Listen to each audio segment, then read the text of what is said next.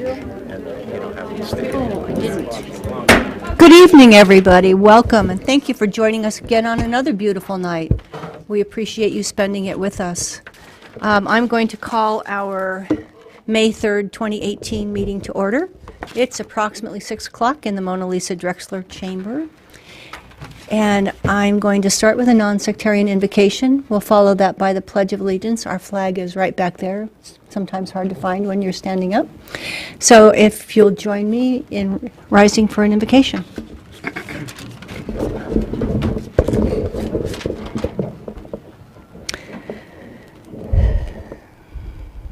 Tonight, we are grateful for increasing sunlight, greening grass, nubs of rhubarb, budding trees,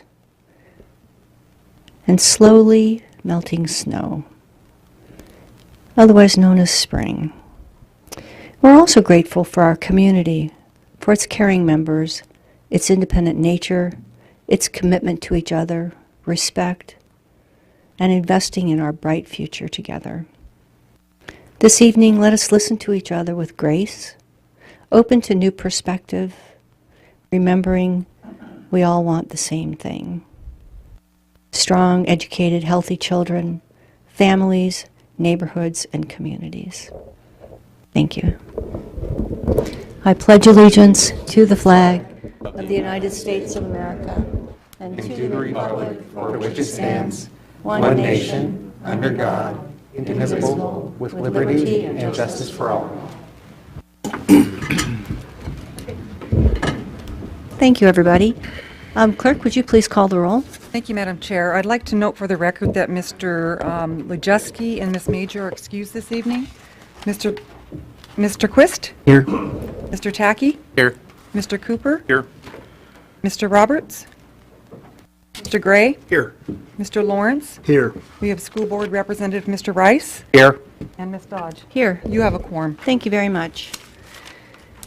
So we're going to start with a safety announcement just so that we know how to get out of our chambers should we need to. We have 3 emergency exits, the double doors we all came in through. There's a little single door on the right and on the left that we can go out. If you go out this door, you'll go to the right out to the parking lot. And if you go out this door, you'll go to the left and go out to the parking lot. So I'm going to ask the Assembly members if anyone requests the removal of any item from the consent agenda. I see no one indicating that they wish to. Does anyone need to declare a possible conflict of interest for items on the consent agenda? I don't see anyone indicating they do. So that takes us to citizens' comments. We have 2 citizens' comments that we have at the beginning of the meeting, and then we'll have a different citizens' comment on the budget a little later in the meeting. Okay? So the first citizens' comment is called Citizens' Comments A, and Citizens' Comments A are on agenda items that are not up for public hearing. Are you having a hard time hearing me? Thank you for letting me know. Okay. I'll work at that. Is that better? I think we must have a problem then, beyond me speaking loudly. We're working on it. Thank you for letting me know. It sounds like are they on at all? Right there, huh? Well, that could be difficult, but I'll crouch. So let's see. Let me start at the beginning then. Sounds like I wasn't communicating well at all. So we'll start with, we start by having citizens' comments that are for items not on, that are on the agenda but not up for public comment. Then we'll go to items that are not on the agenda at all, and then we'll go through a little bit more, and then we'll get to public comments on the budget. Okay? So right now I'm going to open Citizens' Comments A, which are items on the agenda but not scheduled for public hearing. And I have Scott Calder signed up.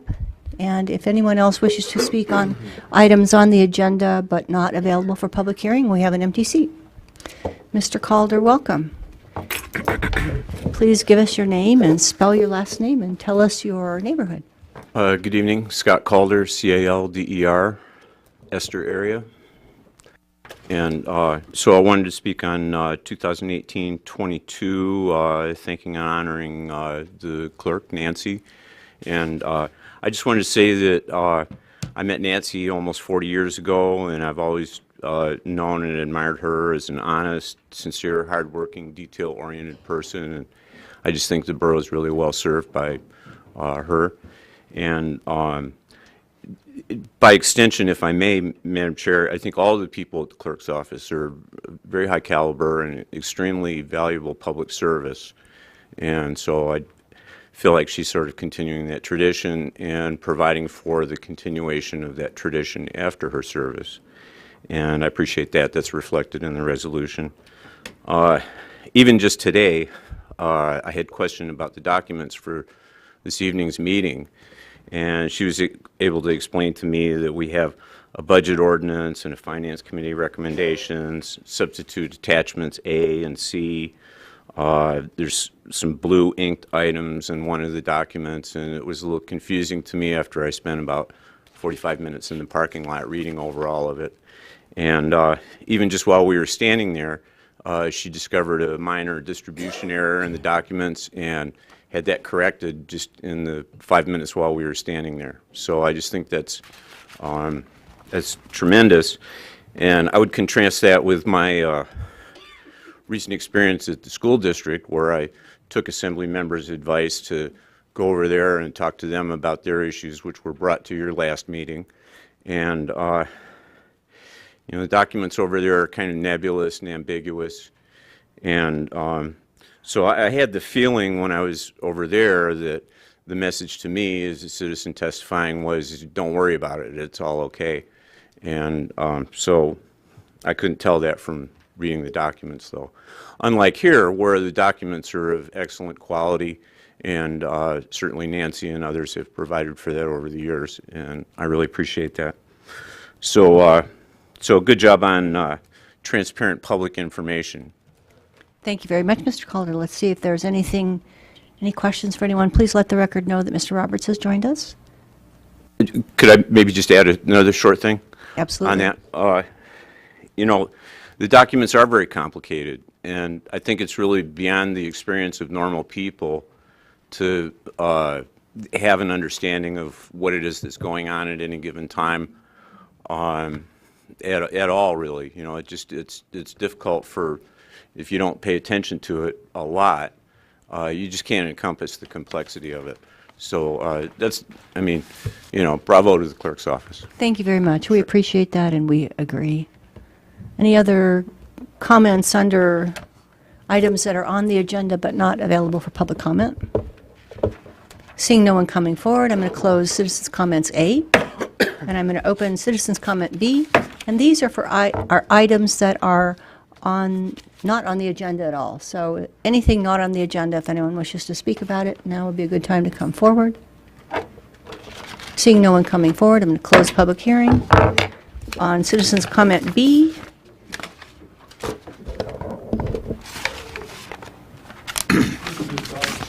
yes. Come on B, come on up. On something not on the agenda? Yes. Okie dokie, I was too quick with the gavel here. Let me open it back up. And please give us your name and... Carl S. Weed, W-E-E-D, Aurora area. I know a way the borough can save some money is turn the heat down in this room. And it's extremely, maybe it's only $5 or $10 a meeting, but that's $5 or $10 you could put buying water or something, or more cupcakes. That's it. Thank you very much, Mr. Weed. We agree. Okay, we're going to close comments again. And I'm sorry, Mr. Quist may have a question for you, Mr. Weed. I was going to ask Mr. Weed a question. Come on up, Mr. Are Weed. you aware that on most days there aren't as many people in the room and it's actually quite chilly in here? I realize that we do produce a lot of heat, and sometimes extra heat, too, that we don't, I'll be polite, I won't say any more. Thank you very much. Well, I like that we're off to a humorous start. It helps us all, doesn't it? Yeah. Yeah, thank you. So that takes us to approval of agenda and consent agenda. Approval of the consent agenda passes all routine items indicated by an asterisk on the agenda. Consent agenda items are not considered separately unless an assembly member so requests. In the event of such a request, the item is returned to the general agenda. So does anyone need to declare a possible conflict of interest for items on the consent agenda? I see none. Are there any other items to be removed from the consent agenda before it's read? I see no one raising their hand. Clerk, would you please read the consent agenda? Our esteemed and soon-to-be-gone clerk. Thank you, Madam Chair. Under Communications to the Assembly, we have a memorandum from Jill S. Dolan, Borough Attorney, requesting approval of selection of outside counsel for the Board of Equalization. Under consideration of calendar new business, we have a resolution number 2018-22, a resolution honoring Nancy Ashford Bingham, MMC Borough Clerk, for her 34 years of stellar public service to the citizens of the Fairbanks North Star Borough. And this is sponsored by the Fairbanks North Star Borough Assembly. And that concludes your consent agenda this evening. I'd look for a motion to approve the consent agenda. Move to approve the agenda and the consent agenda. Second. So it's been moved by Mr. Lawrence and seconded by Mr. Tackey to approve our consent agenda. And that's going to lead us to an unusual part of the meeting. We're going to read this resolution to Ms. Bingham, Ashford Bingham. Oh, they want us to vote on the agenda. Here we are trying to recognize our clerk, and this is why we have them. Yes, please. Would you please take the vote? Mr. Cooper? Yes. Mr. Quist? Yes. Mr. Tackey? Yes. Mr. Roberts? Yes. Mr. Gray? Yes. Mr. Lawrence? Yes. Ms. Dodge? Yes. Would anyone like to change their vote? Seeing none, 7-0. it's approved. She's just trying to delay this next bit, I think. Okay, Ms. Ashford Bingham, would you please join me? In front, we'll call it.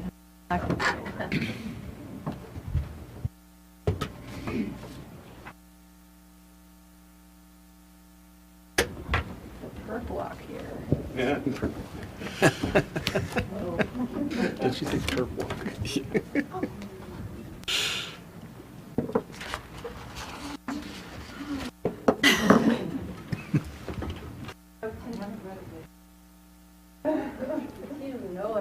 It's not on.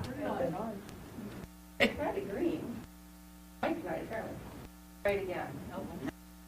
Main volume's still low, too. Thank you.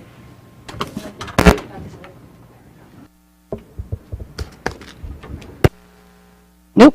Oh, there we go. Okay.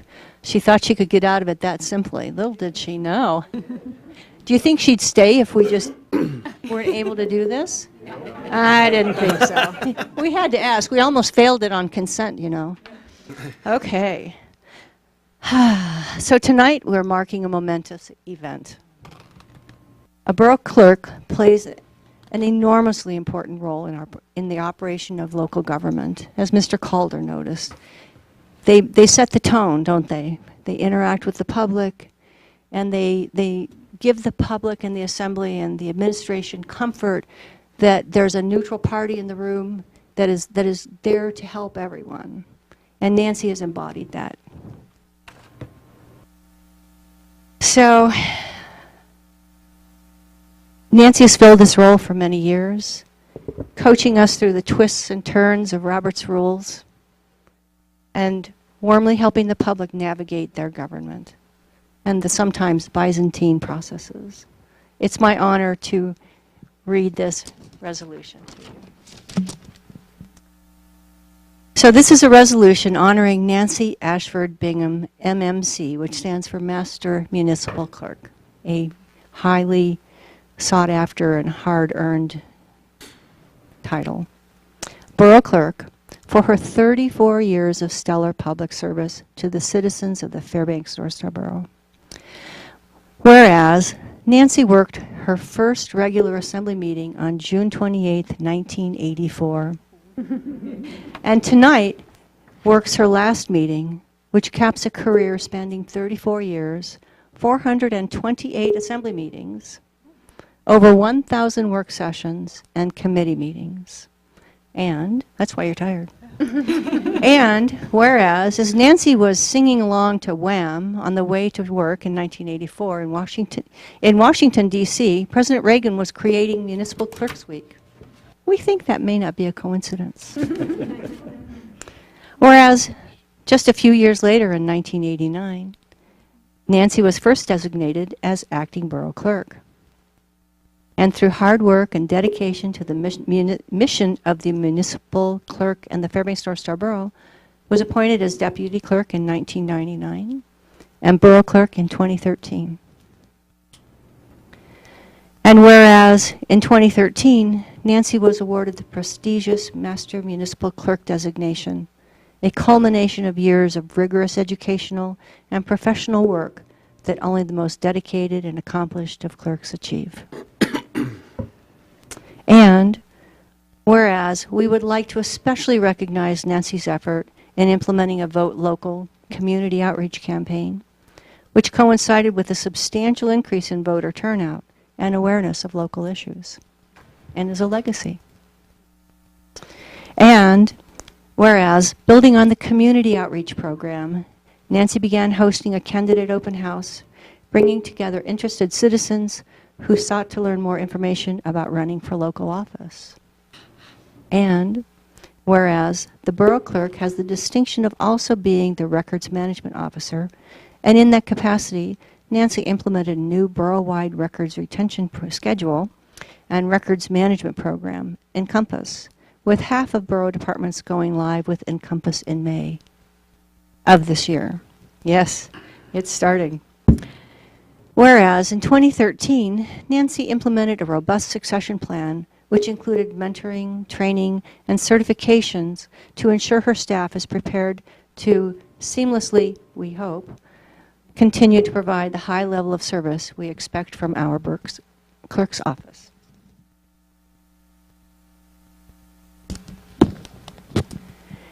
Whereas service to others is a high calling, and Nancy's adherence to strict neutrality and impartiality while rendering service to the citizens and elected officials in this community was recognized and appreciated in the Fairbanks North Star Borough.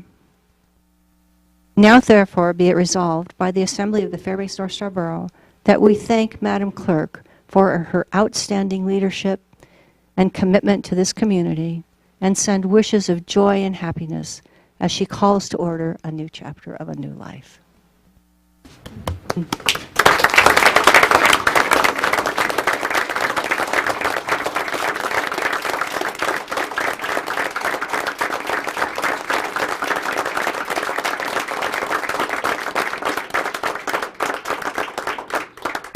Now, therefore, be it further resolved Oh, there's more. that we respectfully request that you do not reply all to this message to avoid a possible Open Meetings Act violation. Yes. I think you might have a few words. We hope. I'm going to try. It's so hard. 3 minutes. I won't take that much. Those who know me, I'm not a big public speaker. But thank you. The resolution is fantastic. It's beautiful. Thank you. I didn't read it. I didn't look at it before tonight. And when I was first hired in the borough clerk's office in 1984, I did not aspire to become a borough clerk. You know, I just was not the farthest thing from my mind. But as I came in and worked for this organization, what a fantastic organization it is to work for. I had the best mentors ever, Mona Lisa Drexler and Martha Harrell. And public service grabbed me right away in my heart and said, this is where you belong. I love public service. I love serving the public. I love being the liaison between the assembly, the administration, the mayor, and previous mayors and previous assemblies, having all their support over all the years. I can't say enough for that. My employment here at the borough, I've gained some lifelong friends who are here right here tonight, and I'm so thankful that they are here. It's just been a wonderful career. I'm not done with public service. I'll find something else to do. I'll continue to help with elections. That's my passion. And they mentioned the open house candidate. We have a function for anyone interested in running for local office May 16th. At the City Council chambers with the League of Women Voters, and then we will have the open house here. The next clerk will have the open house here on July 7th. But I would like to recognize my family here tonight just for a moment, if that's okay. I have my mom and dad here, Floyd and Sue Ashford. My husband, Jeremy Bingham, here with the camera. My my dear friend, lifelong friend from grade school, Lori Hinchliff, my son Tyler here, and his girlfriend Ozan. And then we've got Tammy, Moses, Carolyn, Katrina, and Sandy. And thank you all so very much. And for you, the Assembly, and the school board, and all the city councils and towns of North Pole, this is quite the commitment to run for local office. And one of the most important things about our office and being here is we've got a room full of citizens here who can come down here and testify and speak to their local elected officials about their views and concerns. Not everybody in the room is going to agree with everything that's said tonight, but we're all here as a community, and I love that. That is the process, and the school board has a lot of work ahead of them, but these elected officials give a lot of time to their community because they believe in their community, and that's all I have to say. Thank you so much.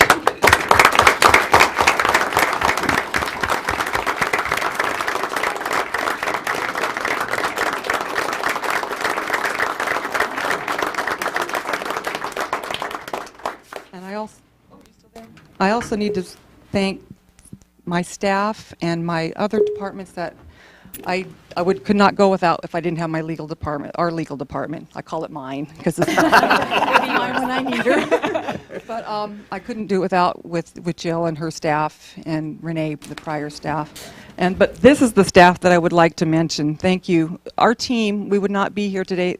I'm one. I'm one in a team of all these ladies over here: Becky, Shannon, Melanie, Jessica, and I lost Suzanne and Patty. They're here somewhere, Suzanne and Patty. Thank you all very much. Thank you.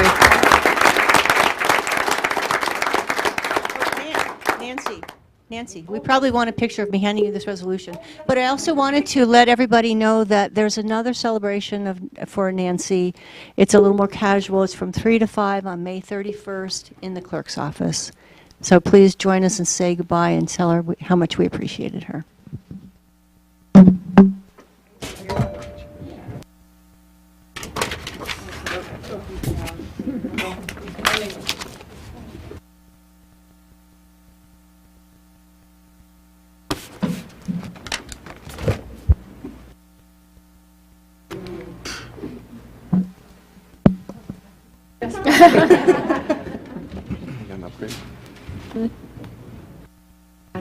This is what I usually carry.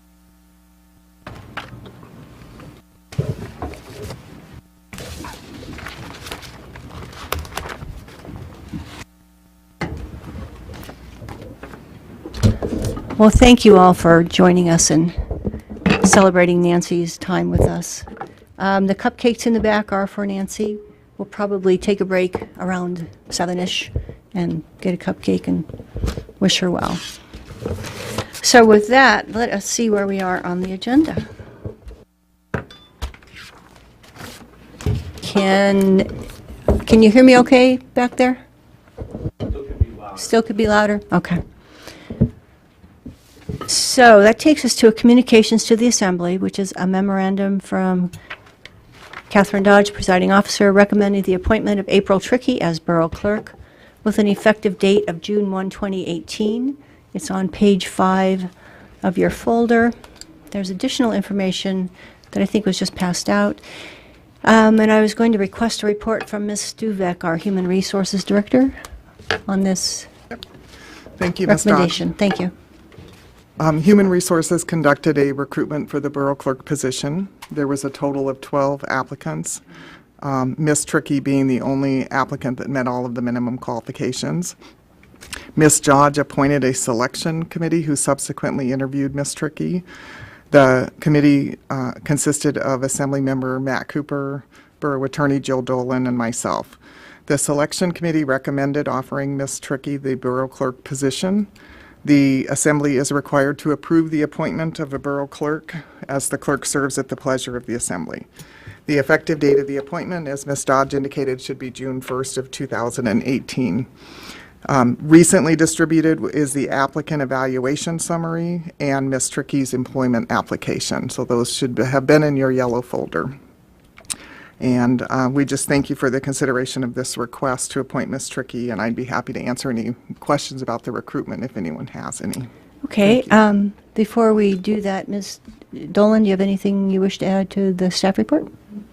No, I agree with the recommendation, and I think Ms. Stubeck covered the points. Thank you. Mr. Cooper? Nothing to add. Thank you very much.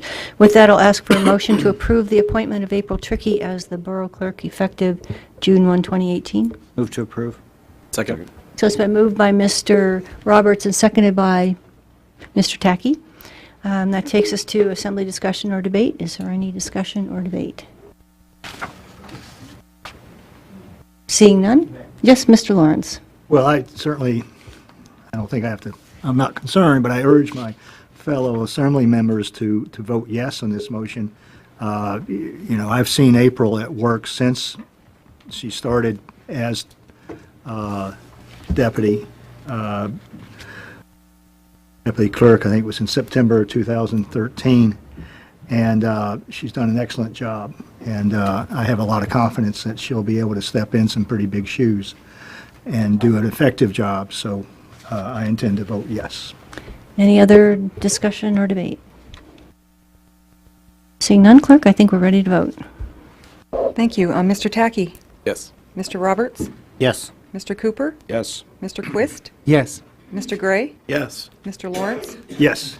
And Ms. Dodge? Yes. Would anyone like to change their vote? Seeing none, 7-0. let the record reflect that Ms. Trickey is unanimously approved. Welcome, Ms. Trickey, and thank you for your service.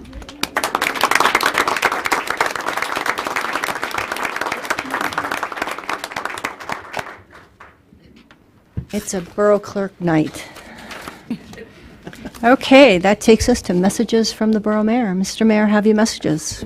Don't have too much to share tonight. Just I have been out of town. I was on the Alaska Municipal League's selection committee for a new executive director, so I was down in Anchorage working through that process, and I think AML will have a new executive director shortly. We're not quite ready for an announcement, probably tomorrow. But anyway, so with that, I guess that's it for this evening. Okay, thank you. Questions of the mayor, Mr. Roberts? Yeah, I wanted to ask the $4 million air quality grant that we just got, does that have the same restrictions as the $2 million? Is it more restricted? I saw something in the paper on it, but I want to see if you had a list of the differences. We don't have it totally finalized yet, but it is different. So to say more or less restrictive is hard to say one way or the other. It doesn't allow for stove to stove change out, wood stove to wood stove change out.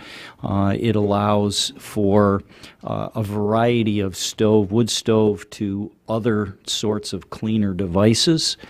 So it kind of complements what we have, because the existing $2 million from EPA is wood stove to wood stove essentially, and doesn't allow for wood stove to other cleaner type devices and or generators. I mean, part of the big concern for folks with wood stoves is being able to have heat when the power goes out. And so we were using local money to do stoves, get rid of a stove and put in a generator so you have power and keep your whole house running. And the last EPA grant did not allow for that sort of thing and had very little flexibility. This new one, that is possible to do. So we have a broader spectrum of options, but we did lose one option in the wood stove to wood stove type change out. Does that answer your question? Yeah, to follow up though, so is it just restricted to change-outs in those categories? I mean, there's not available money in it to maybe do different studies or testing that we have talked about doing. Is it just for change-out purposes? It's just for change-outs. Thank you. Any other questions for the Borough Mayor? Seeing none, we'll move on to reports of special and standing committees. And I'll start with you, Mr. Tackey. Any reports? I have no report this evening. Thank you. Mr. Gray? I have no report. Mr. Lawrence? No report. Mr. Roberts? The Land Management Advisory Commission meeting that was scheduled for March 9th had to be canceled for lack of a quorum, and they're talking right now about having it on the 30th, but I don't think that's been cemented yet.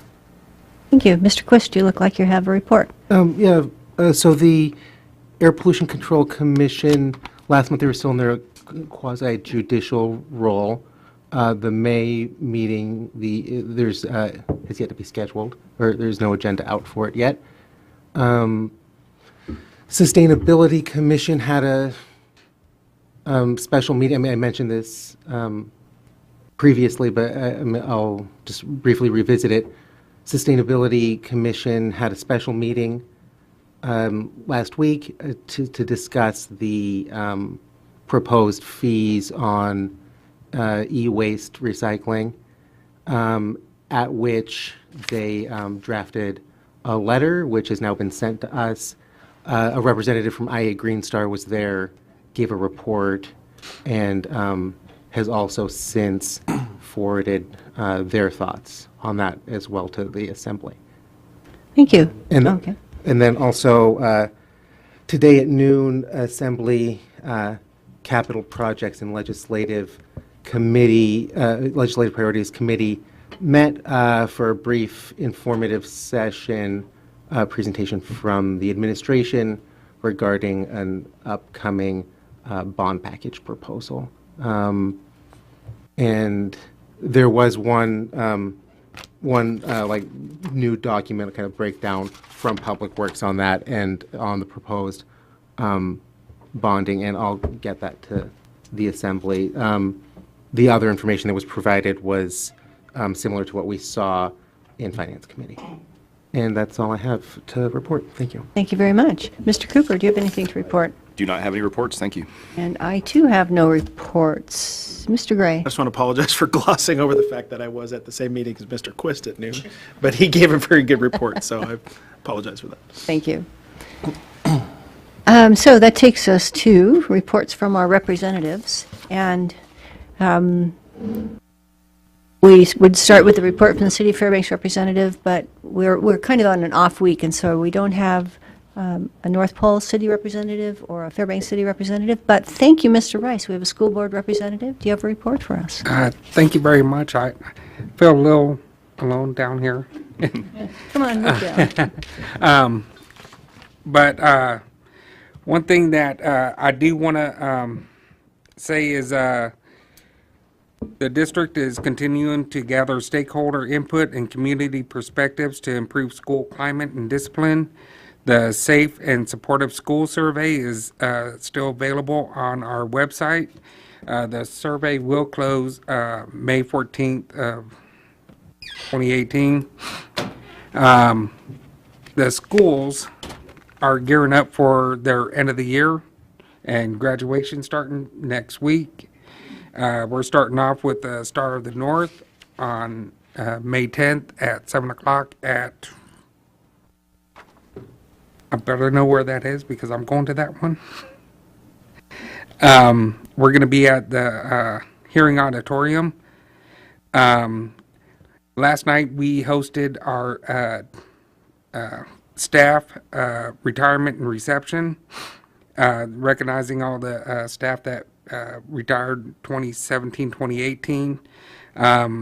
We honored 53 employees, and when we calculated all of the years that just left us, that was 1,055 years that left our school district last night or throughout the year. So that's a lot of knowledge and experience that just was with us for quite a while. So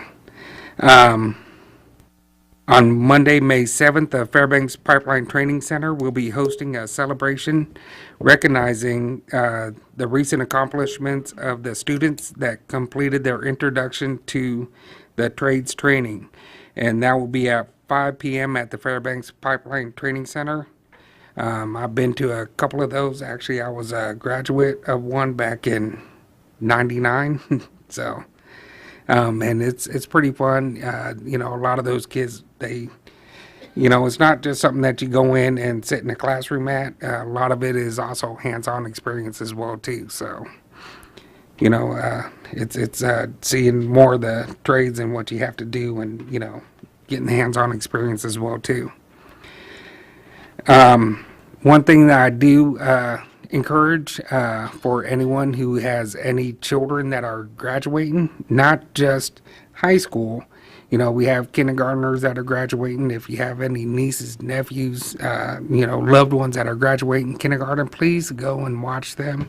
You also have 8th graders that are going on into high school, and they have a little reception for them as well too. I encourage you guys, please go there and acknowledge the accomplishments that these young kids have done. It's a great experience for them, and they'll really appreciate it.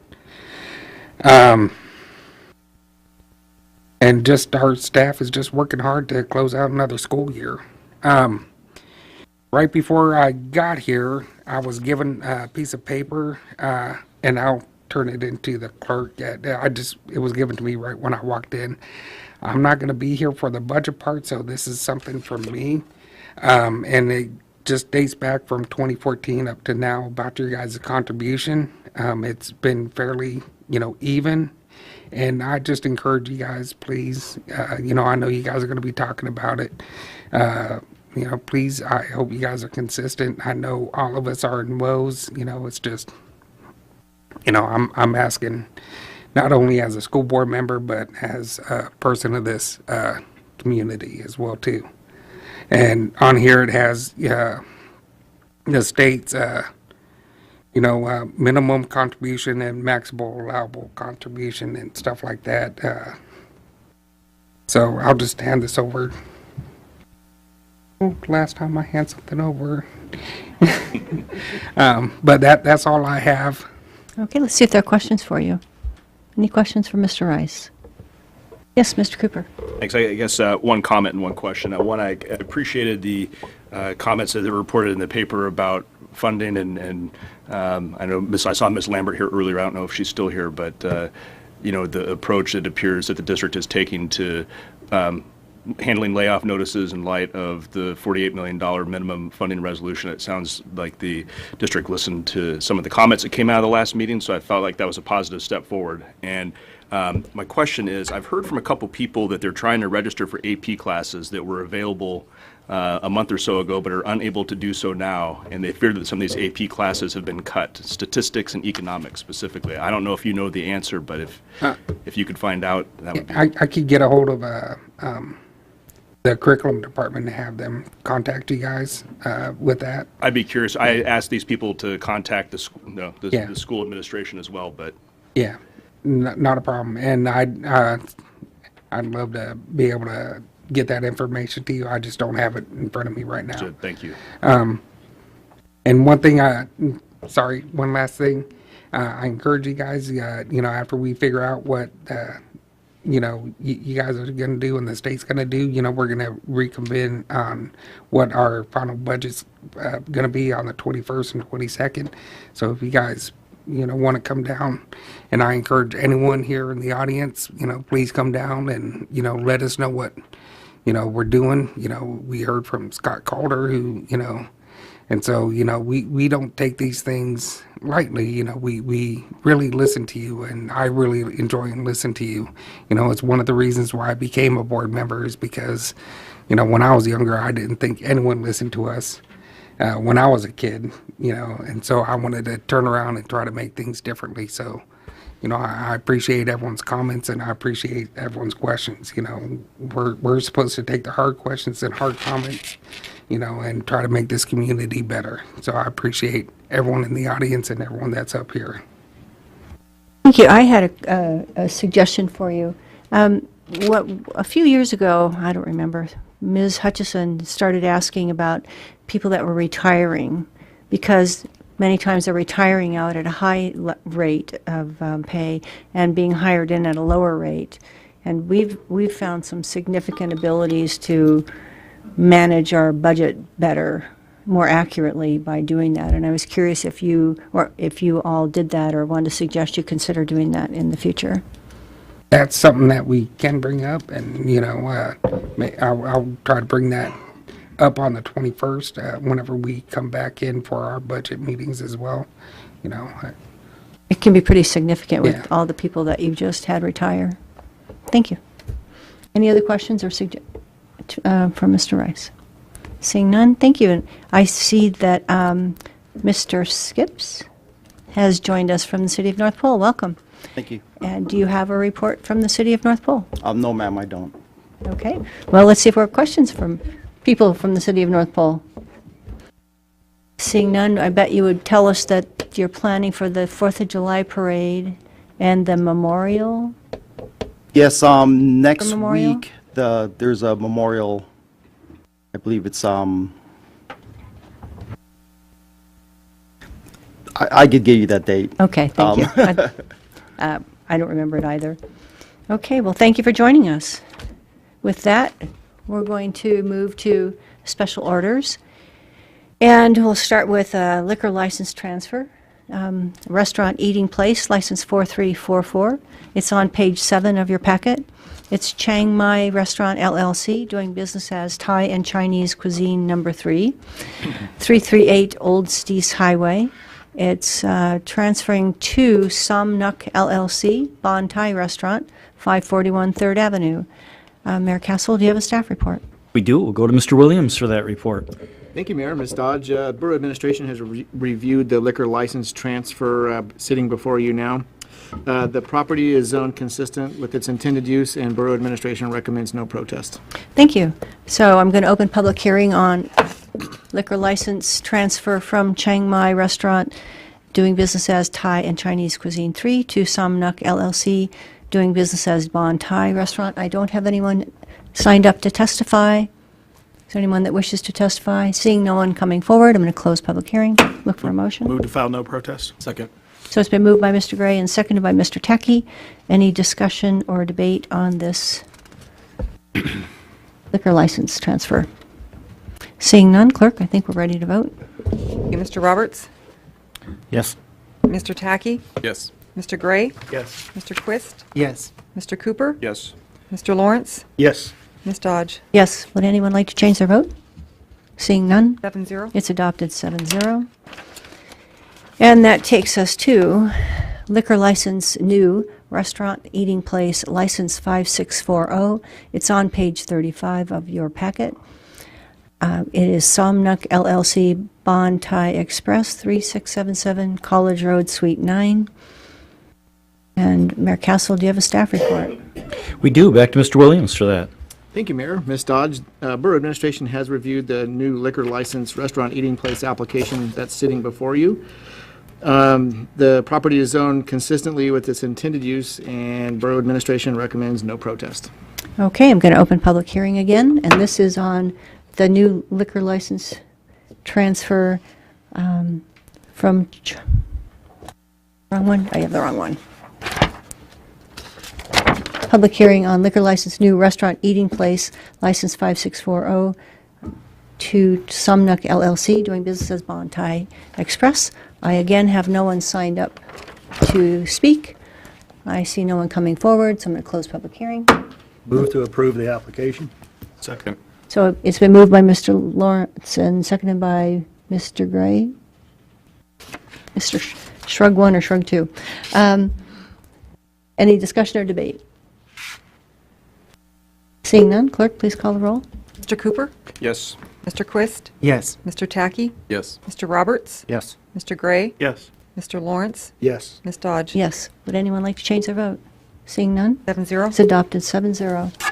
And with that, I think we're going to, I know we're going to recess until 7 so we can celebrate, have a few cupcakes with Miss Ashford Bingham, and we will resume at 7 on the budget ordinance. Okay?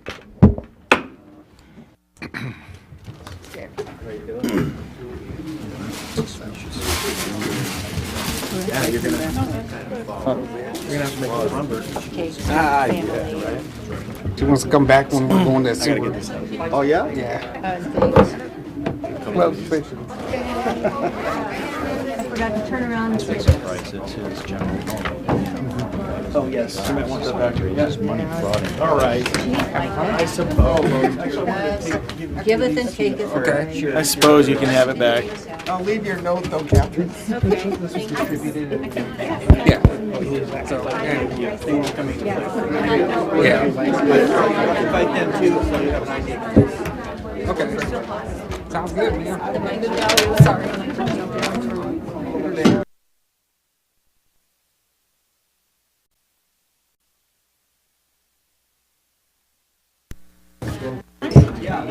Will I?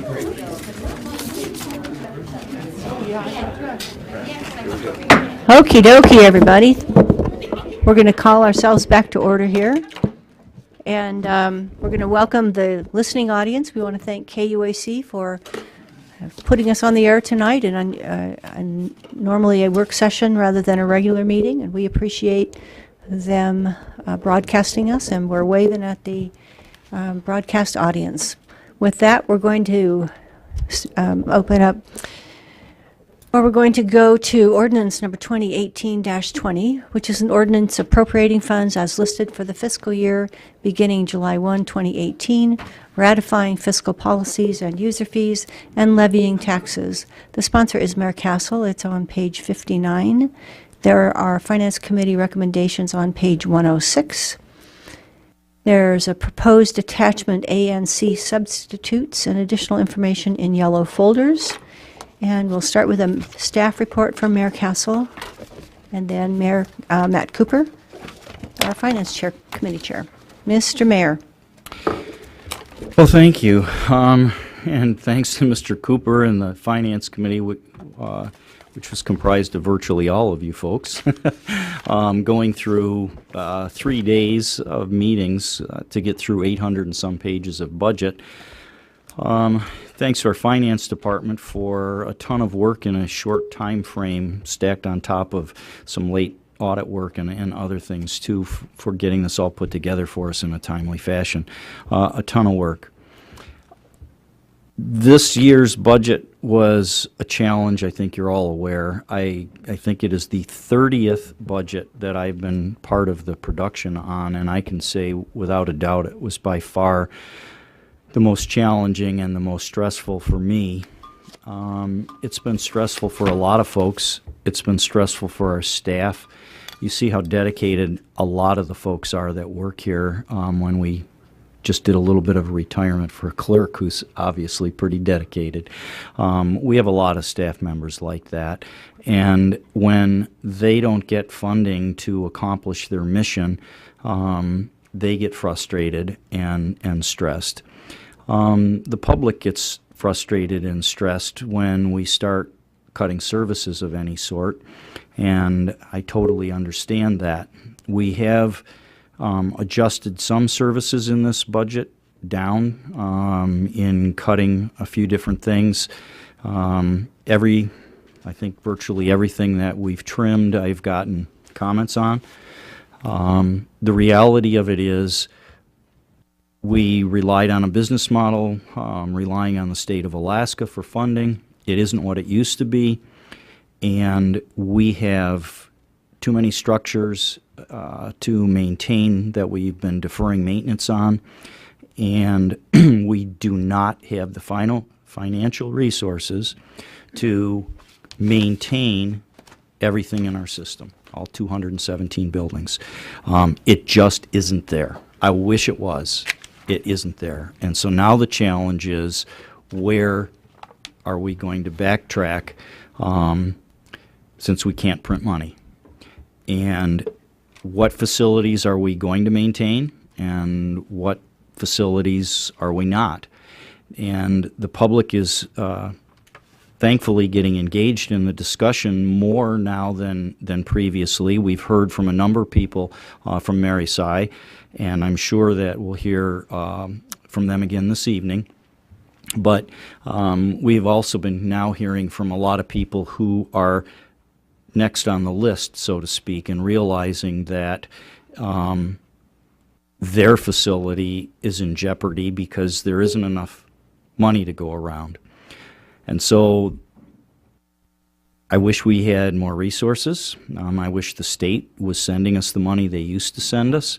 I wish a lot of things, but the reality is we have to produce a budget that has hard numbers in it, and these are hard numbers and frustrating for me. I don't like going backwards in any capacity, and I'm trying to plot a positive course forward with the least amount of negative impact that we can have on our community as we move forward and try to maintain as many of the services as we've grown accustomed to as we possibly can. And I think that this budget that I presented annoys many, many people, both public and on our staff, and I'm sorry for that, but I have tried to be as balanced as possible with the resources that are available in tough financial times for a lot of people, both public and private. So that's the budget. I stand by it, and I'll defer to Mr. Cooper for the rest of the report. Hey, Mr. Cooper. Thank you. Building on the mayor's proposed budget, the finance committee spent 3 weekend days, as the mayor noted, going through the proposed budget department by department, division by division, line by line. I think everybody on the dais was here, so you know what we talked about and what we did. I think that the committee appreciated the efforts that the mayor took to balance the budget. One thing that was a little bit different in the process this year is because the mayor had to say no to so many requests, each of the departments had kind of a list of if we could have, one more thing, what would it be? And that added a bit of time to the budget process this year, but it was good to hear from the departments about the things that they felt that they really needed to do their jobs, and so we considered those as we went along. I think the one piece that we didn't have and still don't, because we're working on the numbers, is the costs associated with Mary Saya and keeping it open. So I know we'll hear from folks on that tonight, and just so all of you know, some of the members of the Assembly and the Finance Committee have asked for numbers from the administration on keeping it open, and as we get those numbers, I'm sure they'll be available to you, and we'll be talking about them next week when we talk more about that in the budget process. So in the end, we have the Finance Committee recommended budget that's before you at page 106, along with all of the adjustments. My thanks to the finance staff for always keeping up with us. I know Peggy's only a few seconds behind, so it's good to have the real-time numbers, and I guess I'll reserve a little bit of staff report time next week when we're talking about the budget. Okay. You may have to remind me. So that takes us to public hearing. And because we have many people in the room, I'll give you just a little bit of, you've kind of seen the process. I have a list of people that have signed up. There's another list out there that's still getting names. We'll go through it, and I'll call people as they've signed up. I'll ask you to come down. I'll keep the second seat filled. It just kind of helps us move through the night more quickly. You'll be given 3 minutes to make your statement. The Assembly's role is to ask questions of statements that you've made, information that they're interested in that you may have. We all endeavor to be as respectful as possible, so if we agree or disagree, we just kind of keep that to ourselves, maybe whisper it to our neighbor, but we do our best to just listen respectfully to everybody as they speak, and that goes for everybody in the room. So that's a high-level overview. I can give more details if we need, but I think we're all good to go here.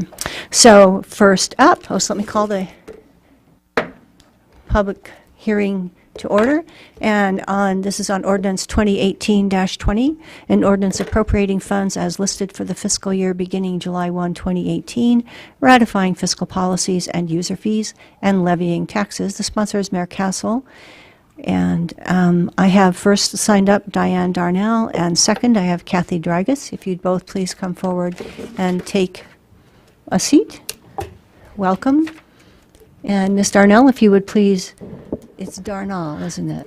Thank you. My name is Diane Darnall. I live in the Aurora subdivision. And we need you to spell your last name. It's a new Darnall. thing. Thank you. Darnall. Thank you. And I've been a resident of the borough for over 43 years. And most of you don't even know who I am because I have been here less than the number of fingers on my hand. I feel this is really important tonight, so that's why I've come. People ask me, why do you live in Fairbanks? Because over 43 years, I could live about anywhere I want to do. And I say it's because it's the people. The people are extraordinary here. I mean, the energy, you talked about Nancy, the energy she puts off and shares with our community. It's the energy that keeps me here. And that's one reason I want to speak to you about get an amendment and put in Mary Si's funding, because that's what makes Mary Si special, is the energy that that creates for our community. Now, dollars and cents, it doesn't make any sense to probably keep that building open. Push it a little further away? Is that better? Yeah. Is this good? Okay. Wasn't sure. Yeah, I understand. Thank you. So anyway, but it makes sense from the standpoint that this is an energy creator for our borough that generates hope. That's what it generates. And Alaskans have a creative energy when we all work together on a problem that gives us hope that we can do anything we want to do when we all work together as a community. So I want to encourage people to come out with some creative thinking. I don't have the magic number. I'd like to come up here. The mayor would love me to come up here and say, do X, Y, Z, and then we can fund everything. I looked at the budget. I was surprised. I looked at the yellow thing. I'm not very familiar with all these forms. But, I looked at the total budget on the yellow form, and it's like $185 million, the bottom budget, looks like, total appropriations, which is $800,000 more than the budget was on the white pages. That sounds like about enough to keep Mary Si open. But then I hear, well, no, Mary Si's not in this funding budget. So I'm not sure. Maybe there's just a misunderstanding. Maybe that $800,000 is for Mary Si. So maybe could look at that and get an amendment necessary. I encourage you all to look at what that Mary Si does for our community. It's just not a square building and dollars per square foot. It's much more than that to the community, because that radiates into our Alaska spirit and why people live here and why people come here and why visitors like to interact with Fairbanksans. So thank you, and I appreciate your time. Thank you, Ms. Darnall. Let's see if there are questions for you. Oops, I had the mic down for you. Let's see if there are questions for you. Seeing none, thank you, and thank you for your service on the Senior Olympics. I have next Tara Gildner. Okay, if you hand it to us, the clerks will pass it out. Is Tara Gildner here? Thank you. Ms. Drygas, please give us your name and spell your last name and tell us your neighborhood.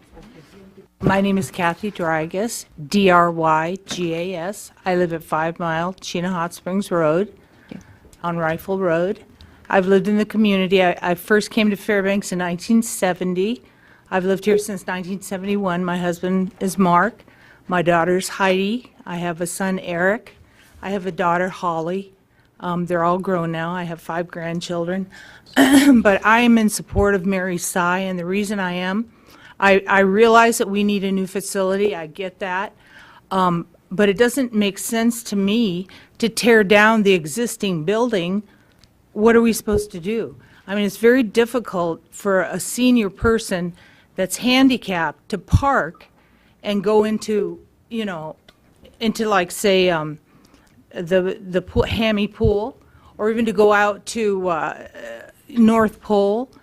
The pools are extremely cold, and it is a community. It's a sense of, it's something.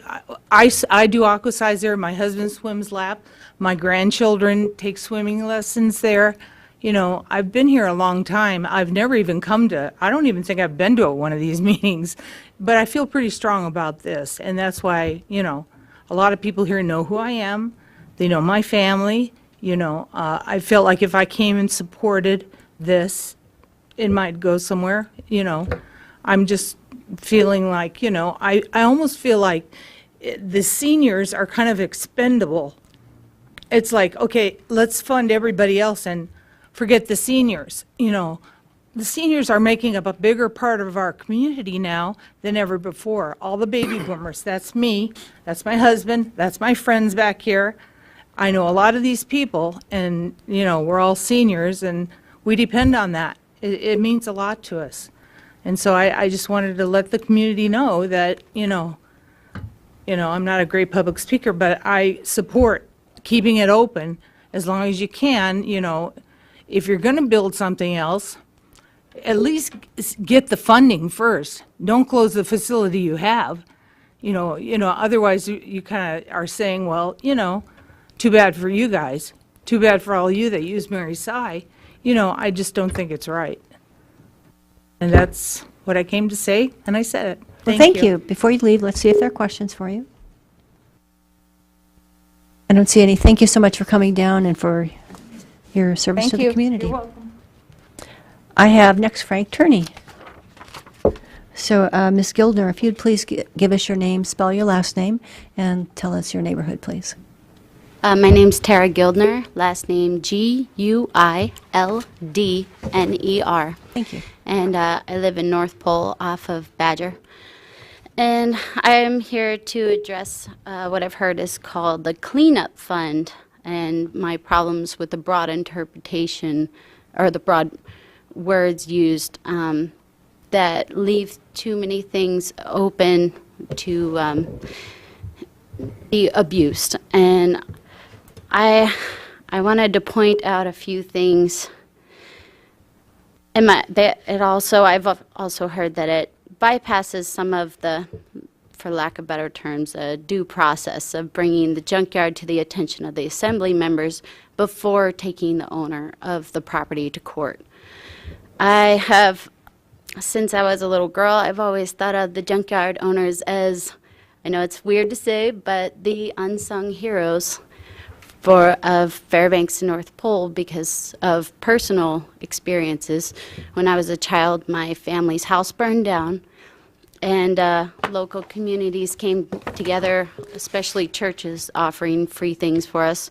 But the biggest help we got wasn't from a middle class or a rich person with a clean-cut yard. It was a junkyard owner who offered us a free place to stay for a family of 4 kids and, of course, the 2 parents. And he didn't give us any terms or any amount of time that he said, oh, you can use the property for this amount of time and then I have to kick you out.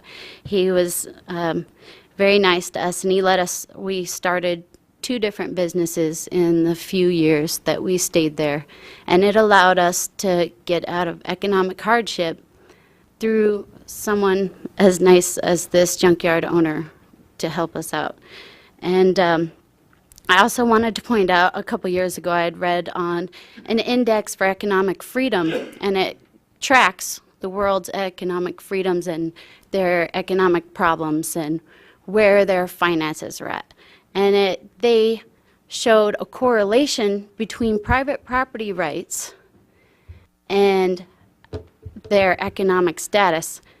So they found out that most countries who abused private property rights and didn't allow people to own private property, and they regulated their private property, to have more economic debt and more economic poverty in general.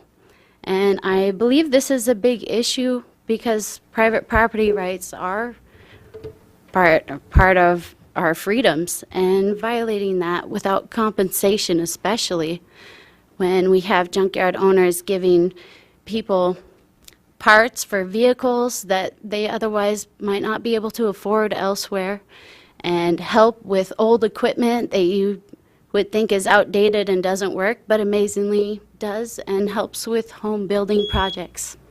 Thank you, Ms. Gildner. Let's see if there are questions for you. Mr. Lawrence has a question for you. Ms. Gildner, what about the property rights of the neighbor who doesn't want to have to look at the junk? As far as property devalue, Yeah, well, and just devaluing the value of the property, but also the enjoyment of the property. well, if you don't respect somebody's private property rights, then how could they respect your rights for the value of your property? Well, that's my point. I mean, it kind of goes both ways, doesn't it? It does, yes. Okay. I believe that, I know that sometimes things can be unsightly, and I don't personally recommend that people have junkyards, but they are a great help to our economy, and they keep people off the streets sometimes, and you can't replace honest, valuable people who are willing to help. All right, thank you. Thank you, Ms. Gildner. Now, Mr. Roberts has a question for you. Yeah, do you have any idea on the borough's definitions of junkyards, how they define that? No. Okay, do you know that it's only about 1,000 square foot of stuff on your property that would qualify you to be a junkyard? That is amazingly small. Thanks. Any other questions? Seeing none, thank you for coming down. We appreciate it. In our empty seat, we have Betsy Bonnell. Mr. Attorney, welcome. Please give us your name, spell your last name, and give us your neighborhood. 329 7th Avenue, 6th Avenue, and TURNEY. I'll make it simple without any jargon. Mayor and Borough Assembly. First of all, when it comes to cost and numbers from the government, I couldn't tell whether the numbers are inflated or puffed up just to give a reason to bulldoze Mary Size. I was offended, and many other citizens were offended. I believe the mayor is ongoing in high gear. When you made those comments, off-the-wall comments that the people could get killed in the building, this was nothing but fear and intimidation against our citizens. That's why I do not trust the borough government doing this seismic study. I would rather see somebody independent from the borough government altogether to do that evaluation. Will the voters vote for your bond issue, $75 million or more, to have on their backs? I don't think so. But maybe we could have a bond issue for Mary Size. That might be another option. I believe that they would probably go for that, regarding it's the only real facility that handles a mentally and physically handicapped challenge. All the devices are there.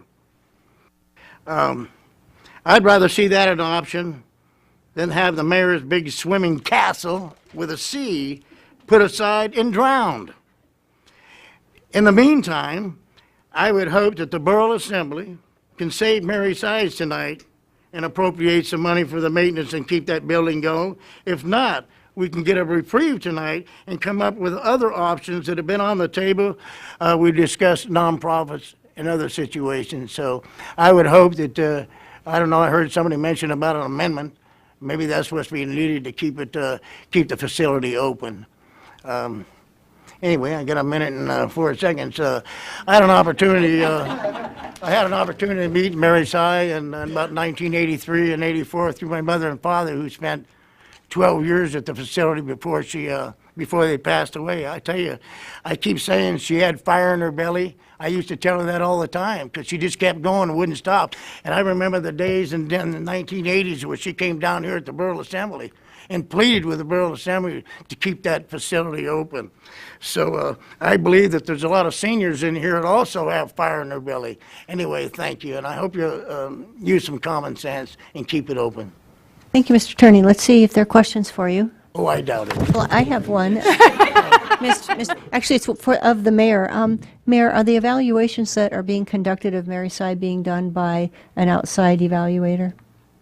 They have. We've done internal investigations that led us to bring in a third party to evaluate the building, and we, per your request, are going out for more third-party investigations on the building. And the analysis that we've had from third-party folks suggests there's structural issues there, which is not our decision. So we're doing exactly what you asked, Mr. Attorney, I guess is the point to all of this. I would like we've to already make done that. A comment. Mr. Bettisworth came up here on Benny's first evaluation. He said the building wasn't under trust, and all of a sudden, he flip-flopped and said it's not worth fixing the building. It makes me wonder, him being an architect, maybe he's hoping to bid on that new $75 million C with a castle. Let's be respectful, Mr. Attorney. Well, I have been. I think I've been doing pretty damn good. You have been. Thank you.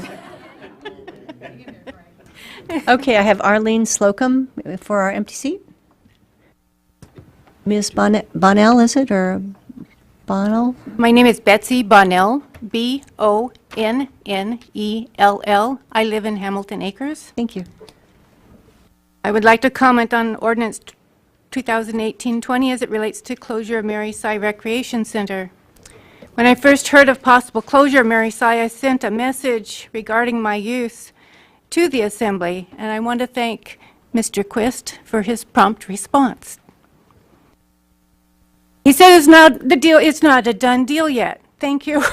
That is not a done deal. As a retired federal employee, I understand the impacts politics can make on an operating budget. not all the proposed budgets can be funded. I think everyone in this room understands that. I regret that I was unable to fully study the budget before coming to this meeting. However, 30 days is not sufficient notice to digest an over 800-page document. So I can't talk to the budget directly.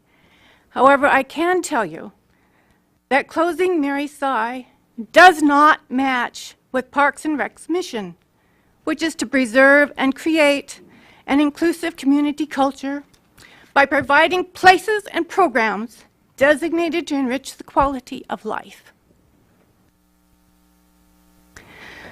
The users of Mary Sy Recreation Facility are a community. We know each other by name, including the staff. We look forward to visiting each other, sharing stories of bumps and bruises, arts and crafts, joys and concerns. If or when you close this facility, where are we going to meet? At a local bar? The cannabis store? Maybe the drugs counter, the pharmacy counter where we pick up our prescriptions because we're going to need more drugs if we can't get our physical exercise. In the budget, it says swimming lessons are at 90% capacity with the facilities we have now. Swim use has increased over last year. How is closing this facility meeting these needs and the borough's mission? There is no other facility in the borough where the less agile of us, young and old, can go without getting jostled by enthusiastic youngsters. There is no other place with a jacuzzi to relieve the muscle spasms brought on by pinched nerves and aches of arthritis. A study done by highly qualified, hardworking employees of Betty Swift North recommended repairing the facility, not tearing it down. Although that recommendation came with a significant price tag, the cost was spread out over several years, a cost that can easily be factored into maintenance reserve account. The chance of funding for a new facility in the current income is slim to none. I ask you honor the contracted work done. Thank you. Thank you very much. Let's see if there are questions for you, Ms. Bonnell. Mr. Mayor has a question for you. Were you here at the end of the meeting the other night when Mr. Bettisworth commented on the report that he had put together? I was not. This is the first assemblyman I have attended. And if he wants to diss his employees, that's his business.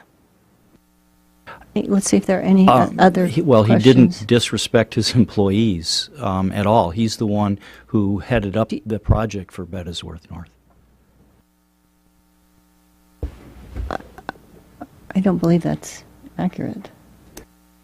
We don't recall that he headed it up. In fact, he said he wasn't involved in it, I believe. Mr. Resworth is not. But we're in the middle of citizens' comments, so we'll set that one aside. Thank you. Any other questions for Ms. Bonnell? Unless anyone has a direct answer to that question, technical answer. Okay. Thank you. Thank you, Ms. Bonnell. And Arlene Maria Berger. She can sit next to you, or do you need the whole kind of Yes, that's fine. dais? Okay. That's fine. I couldn't remember if you needed the whole thing. Welcome. Hi. So we need your name and ask you to spell your last name and your neighborhood. Arlene Slocum, S-L-O-C-U-M, and I live in Pearl Creek. Thank you. I have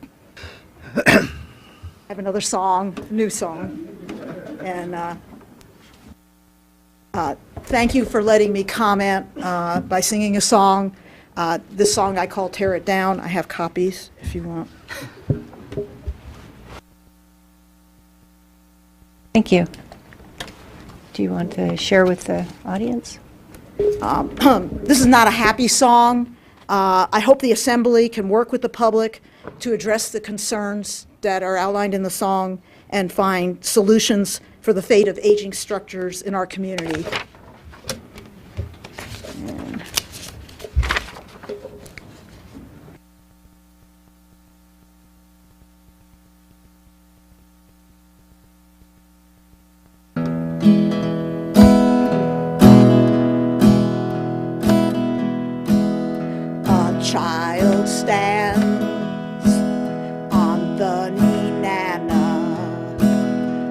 dreams of adventure, river bound, but paint is peeling, timbers rotting.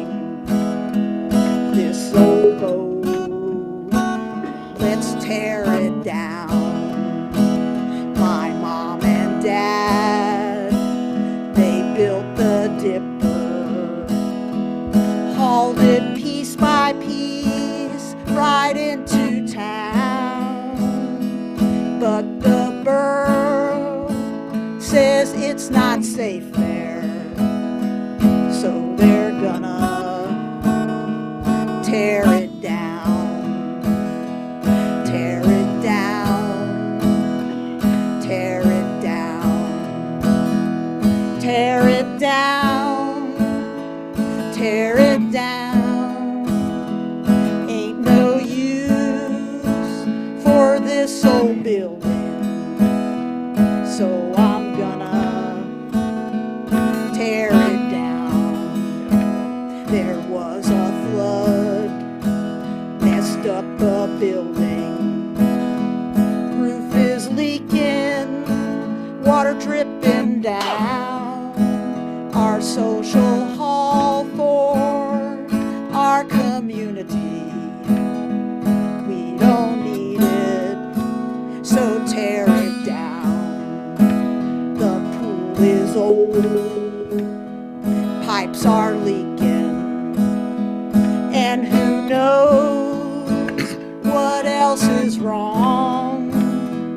Better not take no chances, ignore the experts, just tear it down, tear it down, tear it down, tear it down, tear it down. Ain't no use for this old building, so I'm gonna tear it down. There are ghosts of old gold miners haunting halls of old pioneer town, and the gold has all been used up. There's no money, so tear it down. I live in Fairbanks, pay my taxes to keep these buildings safe and sound. That money's gone, where did it go to? It's been repurposed, so tear them down. Yes, I'm gonna tear them down. Thank you very much, Ms. Slocum.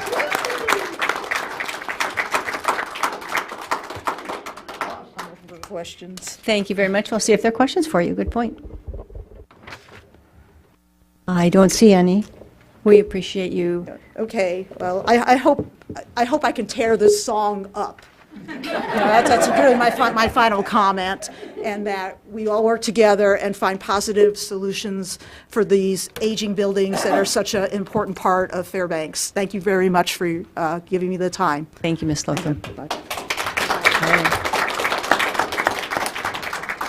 So in our empty seat, we have Mr. Robert Shields. Ms. Berger, if you'll give us your name and spell your last name and tell us your neighborhood, please. Yes, Maria Berger, Berger, and I'm in Goldstream Valley. I'd like to thank the assembly members who are working toward keeping Mary Sy Recreation Center open and functional. My testimony tonight is in support of the amendment to reinstate operating funds for Mary Sy Recreation Center.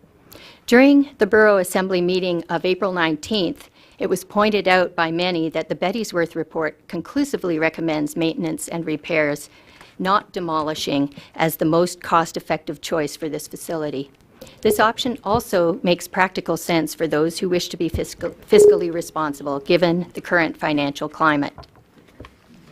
Further, it seems odd that an occupied operational building has been so suddenly slated for demolition when there has been no conclusive evidence that a dangerous situation exists, and when the survey report does not indicate catastrophic structural problems.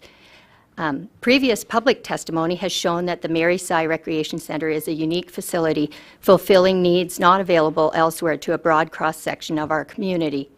Among these are safe and comfortable access to exercise and swim programs for seniors and for those with physical disabilities, as well as warmer waters that allow the youngest in our community to enjoy their swim lessons and gain skills that may save their lives.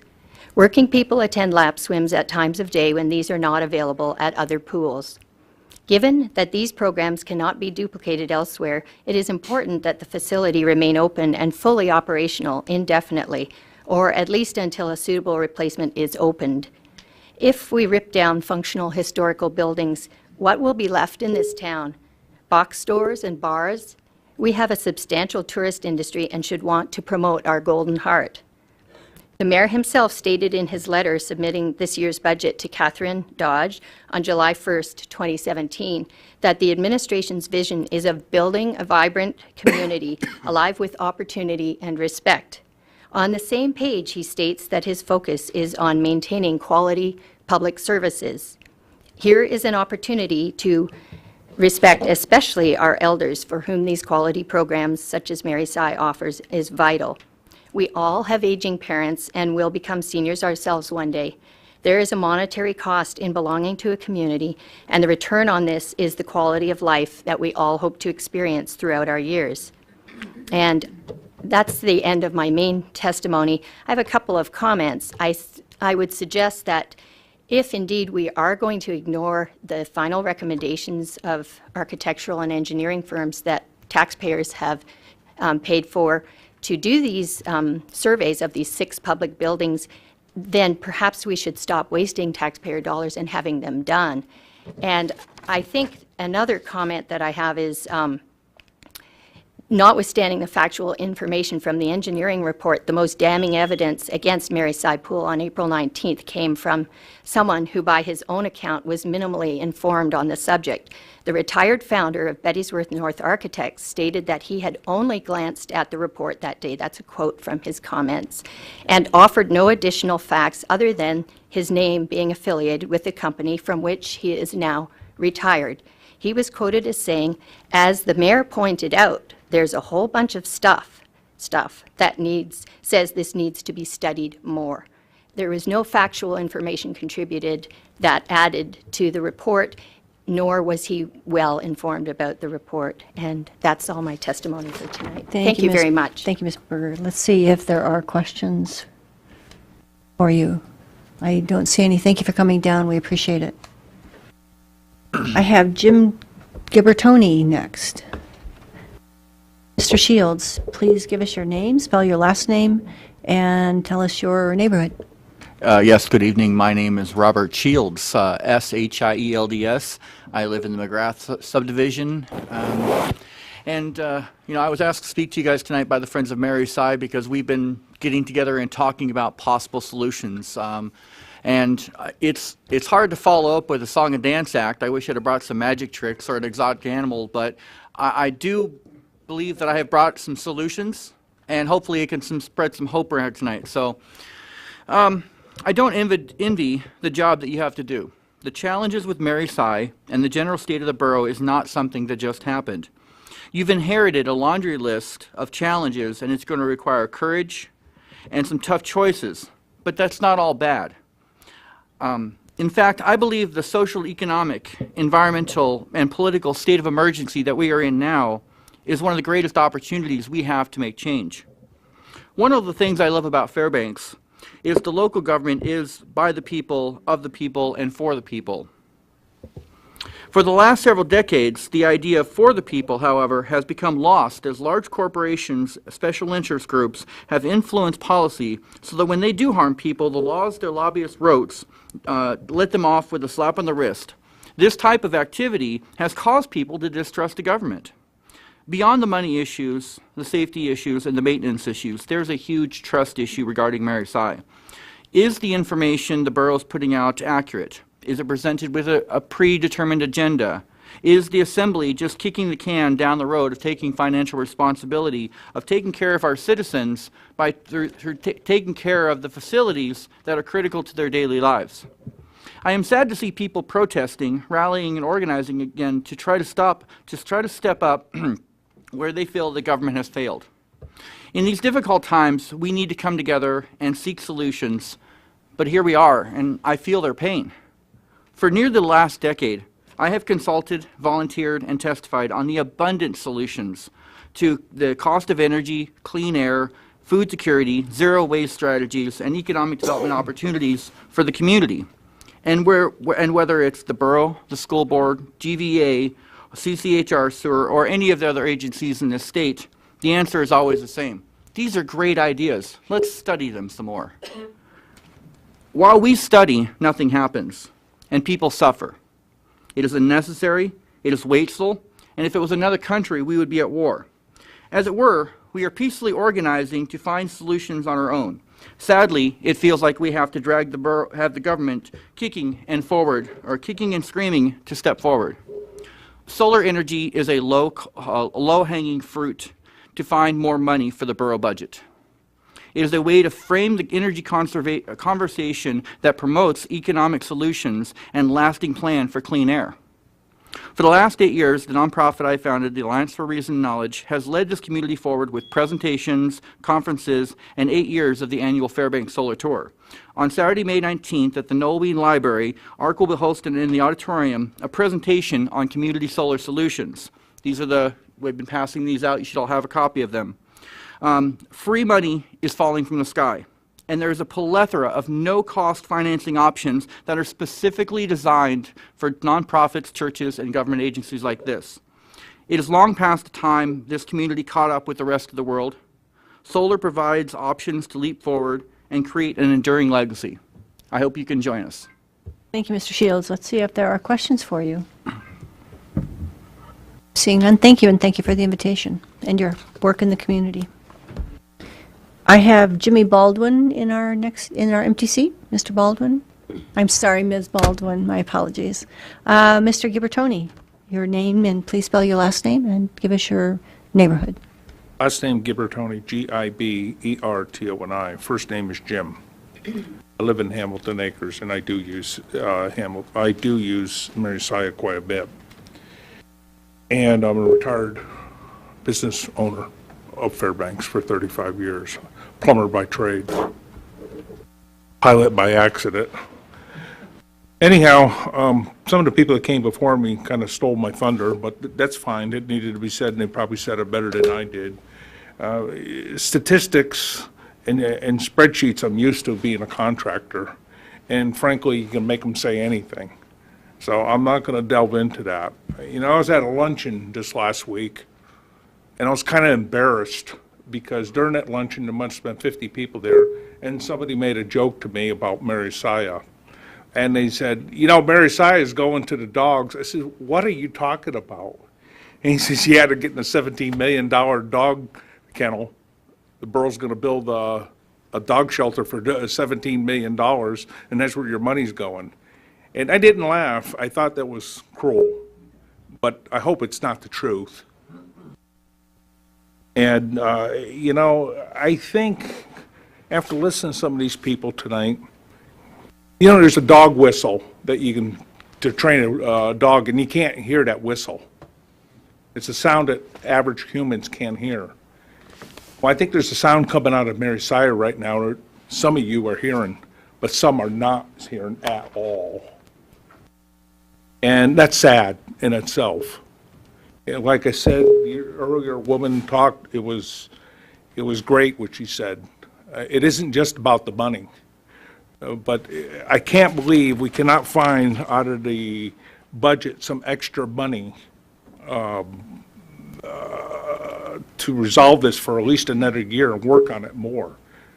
Maybe a working team between the public and you people over the next year. Using the elderly for the sacrificial lambs is like Captain Hook said, not good form. And I'm really upset about this, I really am. And I look at the numbers and I shake my head, and I think we're making a mistake here. I don't think the numbers are realistic. I don't. But I'm not going to get into it saying they're embellished or not. Third party is what I was going to dwell on tonight, and that's already been brought up and answered. So I won't go into that. You know what? I'm going to get done early. Last guy wasn't, but that's cool. He could have 20 minutes, 20 seconds of my time. Thank you, Mr. Gibertoni. We appreciate that. Let's see if there are questions for you before you run off. I don't think so. Seeing none, but thank you. We appreciate you coming down and ending early. I have next Mickey Kosser and Ms. Baldwin. Please give us your name, spell your last name, and tell us your neighborhood. You'll have 3 minutes. Hi, I'm Jimmy Baldwin, Baldwin. I live on Roosevelt Street. I've been here since first grade, late 70s. And our community is a wonderful community. It wasn't easy getting it to where it is today, and it won't be easy keeping it operational and in good repair. I'm not against a new recreation center, but I think that if we're going to work towards that, we should have a group of users of our current recreation facilities working on what this new facility should include or not include, a task force or some type of group working towards what that vision should look like, not just an idea in somebody's head, while keeping our current facilities open and operational. The Fairbanks North Star Borough website says under Parks and Rec, residents, under the title of residents, that we have pools with plenty of water. You know, if you close the Mary Saya down, you're going to have to change that. Just looking around on the internet and what Parks and Rec does for a community, quoting Christine Thrower, she's the director of West Palm Beach Parks and Rec. She says that parks and recreation centers provide improved health, improved quality of life. It increases property value, attracts tourists, improves air and water, and brings the community together. Fairbanks is a great place to live, and I appreciate all the work that you all do towards keeping our parks and rec facilities open. Thank you, Ms. Baldwin. Let's see if there are questions for you. I don't see any, so thank you. We appreciate you coming down. Thank you. I have Victor Saya in the empty seat. And Ms. Kosser, welcome. Your name and address. Please spell your last name, I'm sorry, and then neighborhood. Okay. Mickey Rosser, it's Rosser. I live on Denali Way, which is in the downtown area. I sort of follow after Jim. Sort of stole my thunder, too. A lot has been said that I was going to say. However, I did attend last week's assembly meeting, and knowing that there's nothing really pertaining to Mary Sy on that agenda, but I chose to come to the meeting anyway, and I'm glad I did. There was the debate between the school district and the borough. I have to say, when I left the meeting, I was a little disheartened, and this disheartenment came, I guess, from listening to the debate. And while I was listening to the debate, I kept thinking, there's something not quite right here. This isn't right. And so then when I was listening to the debate, it seemed it got a little testy, and that came from, I think the mayor spoke about the school board not being transparent, and there was numbers and figures that he didn't maybe know where they were coming from. So some of the frustration that Friends of Mary Sy feel, the frustration that I felt from both sides last week, and our frustration too, seems to be that some of this isn't adding up. I'm not going to go through the whole thing, but the Betty's Worth report, you've heard that, you know, the numbers aren't matching up from what some of the numbers we heard the mayor throw out. And I think it was mentioned at the end of that meeting, there's something about this process that just seems, to me, backwards. It seems like there should be more time, more open forums to discuss what we're now doing right now at the last minute. So I hope, you've got a lot on your plates, and I thank you for all your time and energy you're putting into this, and I know you know how I feel about Mary Sy. So you say you'd like to end, you like humor?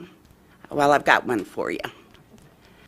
A lot of, we're questioning the Bettysworth reports, and now we're going to have this other structural or seismic report, and I'm sure that will be public information.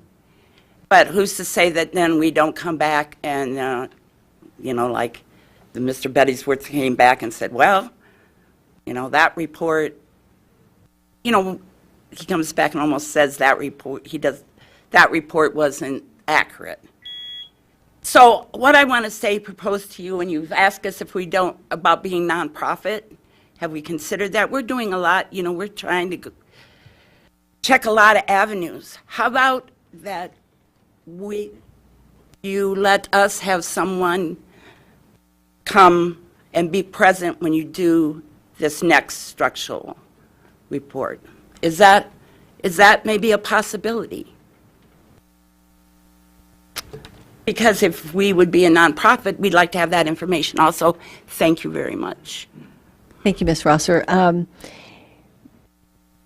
Mr. Roberts has a question for you. It may So, be do you know that in regards to the Bettysworth report, where we got told about it, we also had to request that it get sent to us, and it was. And we didn't really have a presentation on it. We had more of a presentation on the entire concept of the buildings in the borough and structures. And so, just wanted to make sure you knew that we may not get a presentation, a full presentation when it comes out. We'll get told some numbers, and I'm sure we'll get a copy of the report because we've requested it. But there may not necessarily be a public presentation of all of it, but it would be at an assembly meeting and in this forum. So we would get the information of that report. It would definitely be public information. You could get that. Okay, I just thought I would throw it out there. We appreciate it. Thank you. And I don't see any other questions, so thank you, and thank you for your ideas and suggestions and passion. So Ronnie Rosenberg, I have you in the empty seat. Mr. Saya, welcome back. Thank you. Please give us your name, spell your last name. Tell us your neighborhood. You'll have 3 minutes. Victor Saya, S-I-A-H. I live in the Rickard subdivision. Historic preservation is beneficial to the community in the following ways. Culturally, a community is richer for having the tangible presence of past eras. Economically, a community benefits from increased property values and tax revenues when historic buildings are protected, maintained, and used.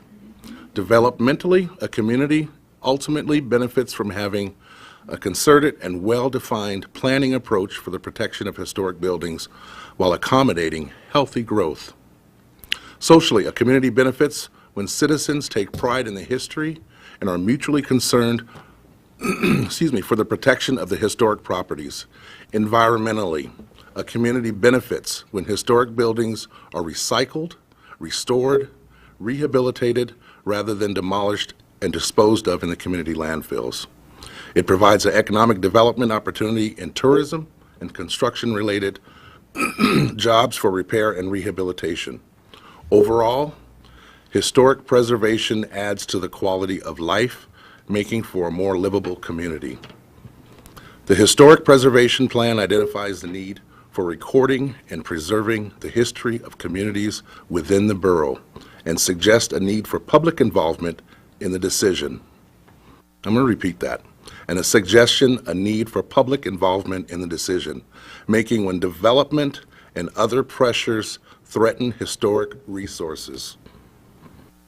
Too many of the old buildings and structures in Fairbanks and North Pole have fallen to the bulldozer. To make room for new construction, our job today is to preserve the viable historical properties that remain. I cannot take credit for any of the words I just said.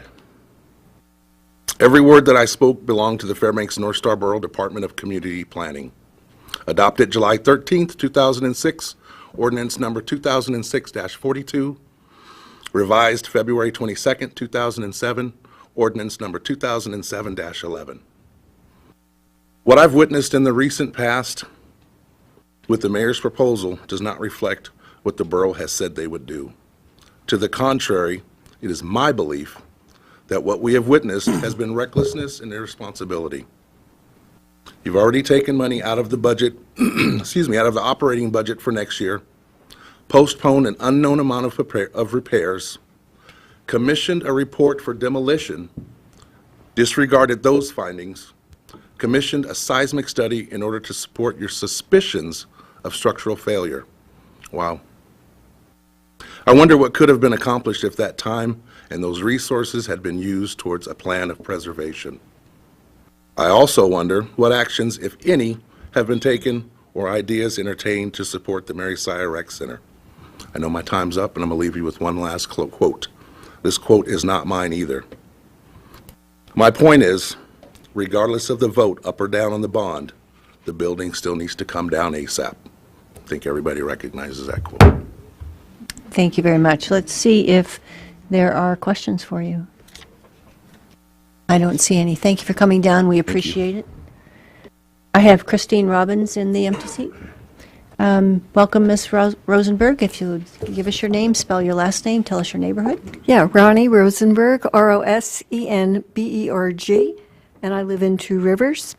And I am here to testify in favor of the budget as it is put forth in terms of what is funding animal control, which is the department that I know most intimately. Actually, I would like to see it increased, but we really cannot preserve the level of services if it were to be decreased in any way for a variety of reasons. First of all, the public has come to expect a certain level of service.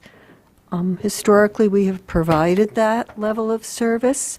The Fairbanks Animal Shelter Fund was formed in 2002 to supplement and augment we're just now doing our nonprofit filing, which is due on May 15th. For our last fiscal year, we are down over $30,000, and more like 37. And we've done an analysis of where that is because Pick, Click, Give went up, donations through our fundraisers went up. One thing, of course, is no one died, so that was a good thing we did not get a large bequest, which is something that happens in the nonprofit world. But some of the changes that have happened at Animal Control recently, after the theft at the library with the Library Foundation and the separation between the nonprofit group and operations, staff is not taking money over the counter. The euthanasia policy that has changed before people would come in to have an animal euthanized, and the form would say there is no fee for this, but a donation to the Animal Shelter Fund is appreciated. And staff would process that and leave it for me, and I pick it up 6 days a week. I've never suspected that staff took any of it. But anyway, now unless somebody affirmatively goes out of their way to make a donation, we've looked at what can be done to expedite that. Shrinkage at the university is another factor. There are a number of factors, but the bottom line is that before where we were able to add money for travel or to fix a fence, that's not going to be happening in the next fiscal year, again, unless we have an unexpected windfall. So for all these reasons, to maintain services, I would urge that you fully fund this package and increase it if you possibly can, especially with veterinary services. Okay, thank you very much, Ms. Rosenberg. Let's see if there are questions for you.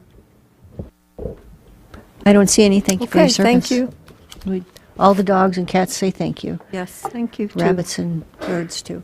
Let's see, I have Cindy Potter in the empty seat. Ms. Potter, thank you. Welcome, Ms. Robbins. Please give us your name, spell your last name, and tell us your neighborhood. Christine Robbins, Robbins, Arctic Tern. So I say thank you for your time. I'm here before you today in protest of the creation of a code enforcement cleanup fund. In my understanding, this would bypass bringing an ordinance before the Assembly if they were going to choose litigation against a citizen, and now the Assembly would just be notified after the fact. Not only is this unfair to the citizens, but unjust to them and the Assembly. I would also ask if you could look at redefining what is junk. As it is now, there's no differentiation between piles of trash bags full of paper towels and expensive scrap metal. Logic, common sense should tell you that these two don't belong together. So I hope you fix that at some point, preferably before you pass the creation of this fund. I'd like to tell you the story of Johnny Rogers. He used to live over here off Driveway. His yard was an eyesore. As over his long life, he was an avid collector of whatever he wanted. He was issued a warning by the city to clean up, or they would do it for him and take him to court. As an old man with no money and poor health, there wasn't much he could do. In fact, he wasn't even aware of the warning letter as it was posted somewhere outside his house, and it was brought to his attention by a concerned acquaintance. This concerned individual brought together a group of volunteers and helped him clean up his yard enough to save his house before the deadline given. He and his wife were so appreciative that they were brought to tears. I know because I was there. I was helping clean up his house for him. So I'm using him as an example of what this body, this borough, could do for their community. Instead of acting as the enemy of so many so-called junkyards, you could instead relegate some funds to help them with no strings attached. You know, that would require a golden heart. I believe it's in each of you to be able to do that. And that's really all I have to say, but I just hope you reconsider going about cleaning up junkyards this way. So, thank you. Thank you, Ms. Robbins. Let's see if there are questions. Mr. Roberts has a question for you. So you've read the code definition of junkyards and what the borough considers a junkyard? Yes. And do you consider that to be pretty broad, in other words, covering a larger amount of properties than you might think of as a junkyard? Absolutely. And they really need to redefine exactly what it is. All right, thanks. Mr. Lawrence. Ms. Robbins, what if the property owner doesn't want any help in removing junk and trash from their property? In fact, they don't, they think it's treasure. What about that? I'm glad you brought that up because, as an individual property owner, we have property rights. We have constitutional property rights that prohibit you from infringing upon that, even if you don't like the looks of it. So for someone to enforce perhaps what they're used to in the lower 48 up here in Alaska, based on aesthetics alone, I think is incredibly shallow. I like a good yard as much as anybody. Trust me, I know. I don't like seeing eyesores. But you know what? These people have rights. And so to infringe on their rights just because you don't like what it looks like is the height of shallowness and just unconstitutionality. I don't know how else to put it. What about the neighbor does he have any property rights? No, my neighbor can't tell me what to do. So, but here's the thing. Okay, let's pretend you have a junkyard and someone wants to move in and buy property right next to you because guess what? It's pretty cheap around your house and they can build a really expensive house and then bring their property value up. And then they look at your house and you're like, well, you're bringing my property value down. So then they want to do something about it. I'm like, well, at least put up a fence. The thing is you have to consider who was there first. If you didn't like the looks of his yard, you shouldn't have moved in next to him. Okay, but so you would agree then that if a property owner is there, if a neighbor is there first and then a property owner starts compiling or amassing a junkyard, in that case, then the junkyard person does have to comply or has to I think you should consider the neighborhood, but, if it's an industrial neighborhood and, that's why every case should be brought before the assembly via an ordinance, and you should say, well, here's the circumstances. This guy has a pile of scrap metal, very valuable scrap metal, that he is going to melt down and, use toward his retirement. It may not look good for a little bit. I know one particular teenager who isn't here tonight but would have loved to have been here. He has a collection of antique cars, and he just found out, well, that would be considered a junkyard because some of them aren't working right now, probably most of them, and that he would need a fence. But to call them junk, something needs to be done about that. They're not junk. All right, thank you. So questions from Mr. Quist and questions from Mr. Roberts. I have a technical question for the attorney. So Ms. Robbins and Ms. Gildner both testified on this matter and suggested or claimed that this is not constitutional. And I was curious if you could speak to the constitutionality of the matter. So you can have laws under your powers that then you enforce with your limited police powers to enact them. And it's not a taking, I think, is what they're claiming, if you give due process and notice and opportunity before you do that. But the fund would take away due process. Sorry. So I think the perhaps misunderstanding about the fund is the timing of how it would be used. It would be used after going through court proceedings and court processes, and then it would be in order to enforce those court orders. Thank you. Mm-hmm. Mr. Roberts, do you have a question? Yes. So do you believe that in some extreme case where somebody came into a nice neighborhood, however you define that, and then they built a horrendous junkyard, however you define that, do you believe that the decisions, ultimately, if you go through an entire process and through court and you're going to have a taking then, do you believe that that decision should just be made administratively, or do you think that the assembly should consider whether we want to go to the step of taking that person's property? I should definitely think the assembly, it should go through the assembly first, just because, in light of mini council, there's a little more wisdom, but it's one step closer. I mean, maybe if you have to go to court, but, it's one step barrier before that would happen, which would be expensive to both parties. And just one note quickly about if you're in a nice neighborhood and someone comes in and they're able to do that, you have no legal right to make them change, because the only reason I can think that there would be an issue is if you had covenants. And it's like, well, you have to adhere to the covenants. But if there's no covenants, then it's a free-for-all. Okay, so Mr. Roberts, have you had your question answered? Thank you. Any other questions for Ms. Robbins? Seeing none, thank you. We appreciate you coming down. So I have David Bubba Watson up next. Ms. Potter, please give us your name, spell your last name. Cindy Potter, and Potter, and I live off Chena Hot Springs Road. So I thank you for listening today, and I wouldn't want to be in your seat. I say please use the facts. Mary Sy has some problems, but it isn't coordinating with the report. And these are some suggestions maybe to get some extra money. Maybe eliminate some of the borough employees or offer them early retirement. Another suggestion is to close the Hammy pool. And Fort Wainwright has a pool, and it's for swimmers. It's colder, it's big, and have the high school students or the students bust, or the parents can take them over to the Fort Wainwright pool. So the money that was going to go into Hammy could go to Mary Sy. That's working right now with the ice hockey rink at Fort Wainwright. And the parents bring the kids on to Fort Wainwright to use the ice skating rink.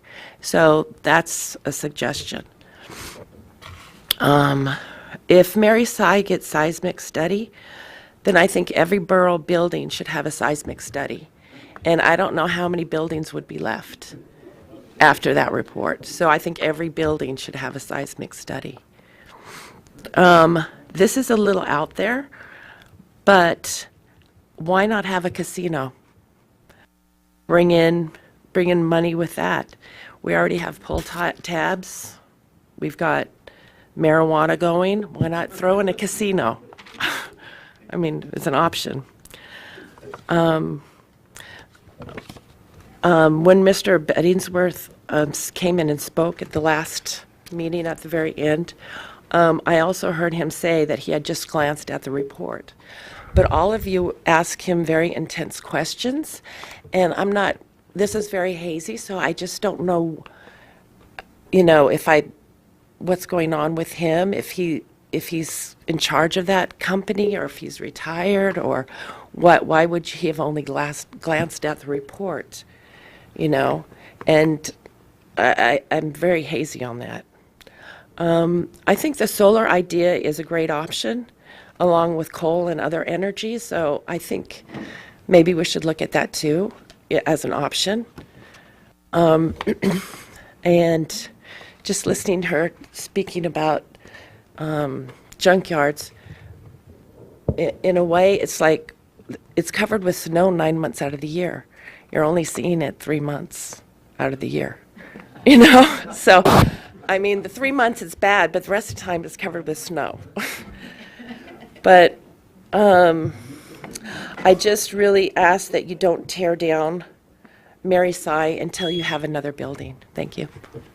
Thank you, Ms. Potter. Let's see if there are questions for you. I don't see any. Thank you for coming down. We appreciate it, and for your creative suggestions. I have Jennifer Hawk in the empty seat. Is Jennifer here? Okay, I'm getting an indication she's not here. Kathy Beasley?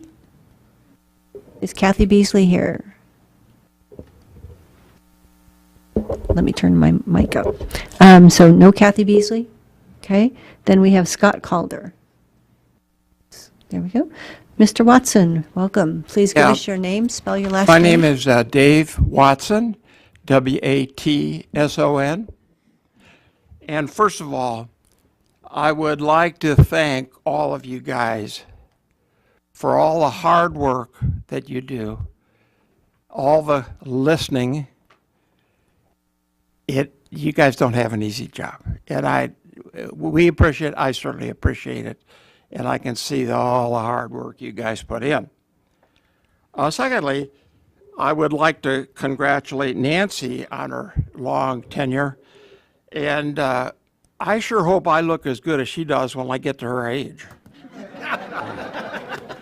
Now, the one question I have is, the borough has to have drawings on the building that Moneymaker did. And I don't know whether you guys have looked at them. I don't know whether you've pulled them out. But there has to be drawing and prints and all sorts of information to what went into the building in the 80s. I'll move the mic. Okay. Secondly, Moneymaker was as I understand it, was the main construction operation person. And he's back in town, he's retired, and I'm sure he would have those drawings. So that might save you a lot of money going out for all this testing. If it spells it all out, well, it can't hurt to look at that stuff. Diane said Mary Sy does give hope. And I really want to emphasize that. The lifeguards have told me more than once, when they see people come in, humped over, limping or whatever, and they're walking out with their head high and in better shape, better attitude. So it does give us hope. And when I talked with you guys several weeks ago, that day I was in the jacuzzi, and Barbara was in there. And Barbara was a former teacher that we worked together. She worked for me. And I was about to give her a hard time because I hadn't seen her, and I really encouraged people to go there. And then Barbara, her husband teaches at the university, she said, I had a stroke on Easter. And boy, did that stun me. I mean, that really, and of course, I wasn't going to give her a hard time because we're real good friends. She's real quiet. And she told me that the doctor tells her to get in that warm water at Mary Saya and get in that jacuzzi. And she was, and she will. And I go there almost every day. And I can fall, but I can't drown when I'm in the water. And that water is paramount to me. And I talk to so many people that I hear all these stories that none of us hear all of them. And unless you're really talking with a person, you don't know. But they got bad backs, and they got this, and they got that. And I'm not just talking about old people. I'm talking middle-aged people. So it really does give hope. Something else. I wrote, oh, my time's Yeah, up. your time's up. I wrote you guys an email. I don't want to go over it because you guys can read. And I tried to make it short because you've heard similar stories on and on. But perspective. The perspective of an old person is not like a young person. It just isn't. You can't walk in our shoes. You can't see through our eyes. And an example I can give of you that is when I was younger, like you guys, I resented people that had parking permits. I thought they took advantage of it. They didn't need it, yada, yada. Well, now my perspective is a 180 because that parking permit is super. It's huge. I've run out of time. Yeah, we probably need Bottom line, I would say, don't demolish it. If it's bottom line, you got to sell it. Okay. So let's see if Make some money. Let's see if there's some questions for you, Mr. Watson. Okay, I'm sorry it took so long. It's okay. We're seeing if there are questions, though. Some subjects can. And I have a copy, but you guys have read it and got it, so thanks for listening. Thank you very much. We appreciate it. And we should say thank you for all the emails. Even if we didn't respond, we've been reading them. They kind of became voluminous. Thank you, Mr. Watson. So we have next Mr. Prox. Is Mr. Prox in the room? Well, nope. Jesse Shadley? Mr. Calder, thank you. Welcome back. Please give us your name, spell your last name, tell us your neighborhood. Hello again. Scott Calder, C-A-L-D-E-R, Esther area. I'd like to speak on the budget. Also, you called some names earlier, people who weren't here. I noticed that there were 3 ladies who left who couldn't hear the meeting in the room. Sorry. And they told me that they were all in favor of the Mary Sy Rec Center. So, also, I try to get to several budget-related topics here, but mostly, I guess, focus on the Mary Sy Rec Center. I was here in this room when Mr. Bettysworth indicated that he was not substantially involved in this 75-page report that people are talking about. Not sure what the end of that subject is, but I did hear him say that. Also, there's been some talk about some type of a new look at the building, and with talk about nonprofits or selling the building. I know there's a working group now that is trying to meet and figure out how to approach this problem. I think that it would be worthwhile to provide for the inclusion of interested parties in this building survey. I mean, if you end up trying to sell the building to somebody or get somebody to take it over, there's people who'd probably like to know what the situation is with the building. And given the fact that some people are questioning the veracity of the administration's work on the study of the building, it might be good to have some other observers there. So Mary Sy is a unique facility. It provides essential human services, and I think you should continue to operate it. I realize that the numbers maybe don't make sense, but given the fact that they are essential human services, I think that's just a situation that needs to be addressed. Might not seem cost effective, but I think the human services justify that. Also, I think it would allow time for transition to a private buyer or nonprofit, a new center, all these different things that people sort of brought up at the last minute. Maybe not have it be the last minute quite yet. User fees could be increased somewhat. Also, I think it's underutilized. I think you probably get more people in there and maybe have the subsidy factor go down somewhat. Other budget priorities that I think are important, historic preservation, cultural heritage, other human services, real recycling, not just recycling on paper, please. Spend millions of dollars at the transfer sites and we still don't really have, recycling. If anything, we're probably burying more stuff in the earth now because it's all hidden in dark places at the transfer sites where nobody can recover that. And it seems to me that the priority should be to help people do what they normally do and not have privacy invasion and coercion, manipulation. May I continue for a moment? Okay. We've got a lot of interventionist type stuff. We've got dumpster micromanagement. School districts got $30 million sitting around apparently.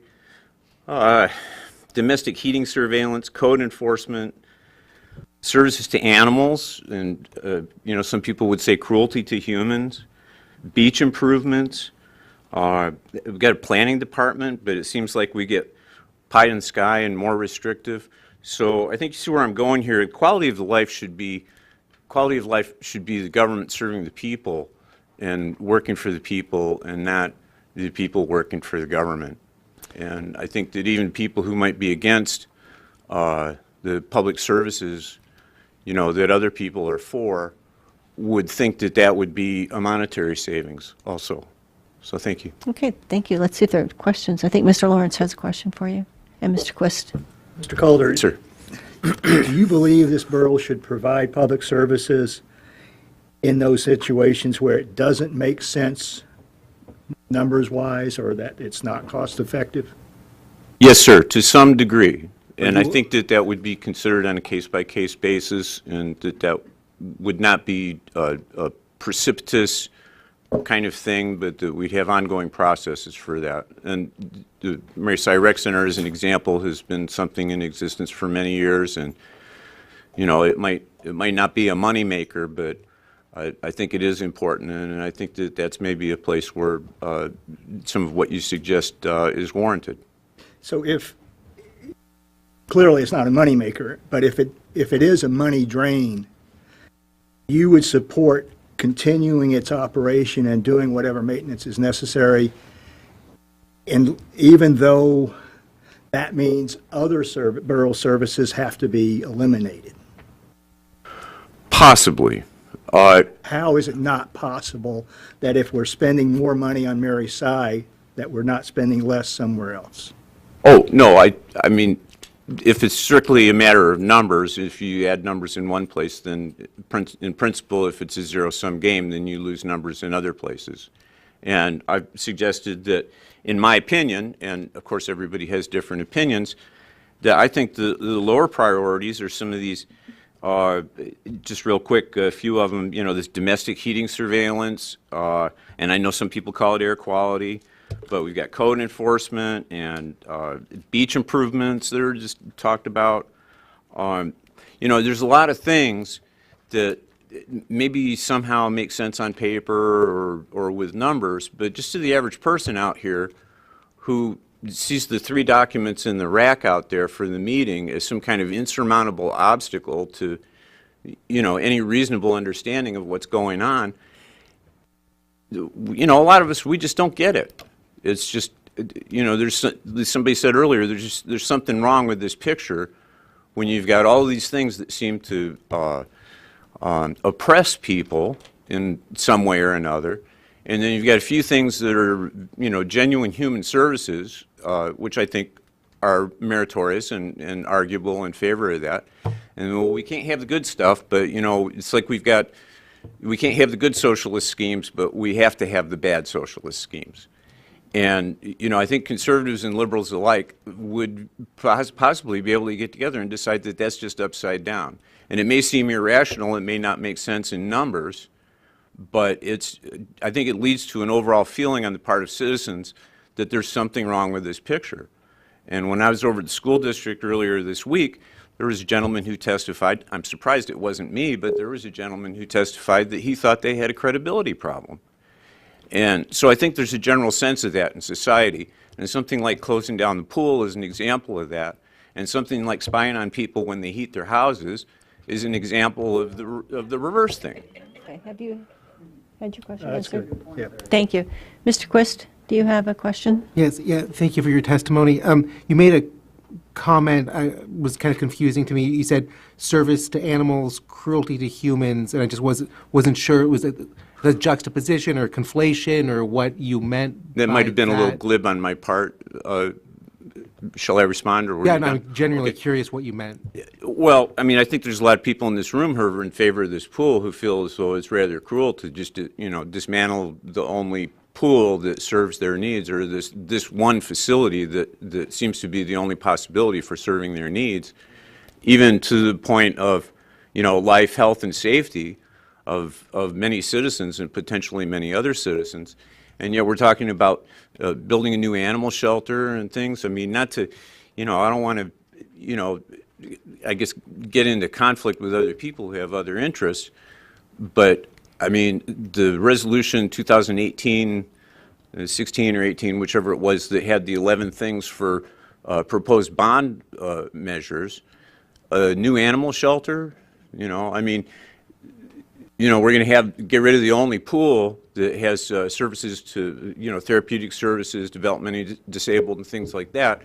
But a functioning animal shelter, we're going to build a new one of those, and beach improvements on a bond issue. You know, nobody's ever going to vote for the bond issue if it's $75 million and it's got a new animal shelter and beach improvements on it. So there's never going to be another Mary Sy if you don't keep this one open.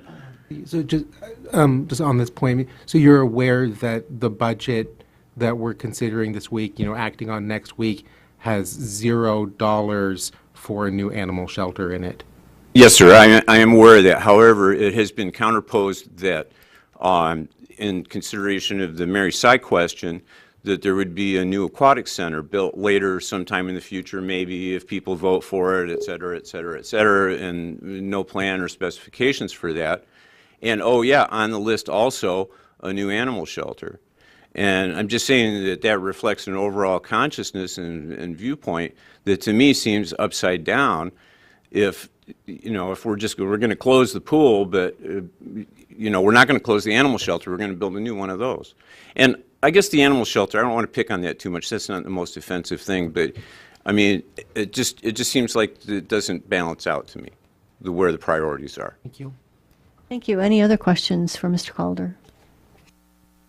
Seeing none, thank you for coming down. We appreciate you Thank you all very being much. with us. I have Blake Burley in the empty seat and Mr. Shadley. Welcome. Please give us your name, spell your last name, and tell us your neighborhood. Very good. My name is Jesse Shadley, S-H-A-D-L-E-Y, and I live off Badger in North Pole. You know, I think Mike Dunleavy said it best when he was recently talking about the dividend, and he said that nobody knows how to spend your money better than you. My property tax dollars, along with everybody else in this room that owns property, keep going higher and higher, but the services we get keep getting cut smaller and smaller. You know, you got a big portion of this room, plus however many can't make it tonight, who are drastically impacted by this Mary Sy, but somehow we've got money to squirrel away in a little cleanup fund hidden in the budget to take people to court and tell them what they can and can't have on their private property. Something's really backwards here. You know, I get an eyesore, but, you know, like Mr. Lawrence has said before about, you know, neighbors and everything, part of property rights is both people can put up a fence if they don't like it. You know, I can put up a fence if I like, my neighbor can put up a fence if he likes. Now, fortunately, neither of us are, you know, stacking up garbage bags of magazines from the transfer site, but, you know, let's look at what the purpose of the borough government is, and I was always of the understanding that that was to provide essential services. You know, I mean, you got the hours of the transfer sites now cut down to closed at 7 o'clock. Well, for an individual like myself, I get off work at 6 o'clock. I got 3 kids that I'm taking care of. 7 o'clock's kind of hard to make that timeline. But then you're going to go after people who allegedly have too much junk on their property. And all it's going to take is one person saying, well, I couldn't make the 7 o'clock cutoff, and the borough's in a real quandary. So. Thank you, Mr. Shadley. Questions for Mr. Shadley? Seeing none, thank you for coming down. We appreciate your comments. I have an empty seat, so anyone that hasn't spoken that wishes to speak at this time, there's an empty seat. Please come forward. And Mr. Burley, welcome. Please give us your name, spell your last name, and tell us your neighborhood. Hey, good evening. Blake Burley, B-U-R-L-E-Y, and I live off Florence Road in North Pole. I think it's unfortunate that so many things that I can think of offhand under the current borough administration that just don't align with the public's needs and desires. One that's been pointed out recently here is the transfer sites. Now, when we had our, whatever you call it, trials at the transfer sites, I went to a couple of different ones there, the one off Farmers Loop and the one in North Pole. And I did notice it was significantly cleaner, but never in my 25 years of life have I ever taken a picnic at the transfer site. That's never been on my list. I think that's a huge waste of money to be cleaning up something. It's got a fence around it.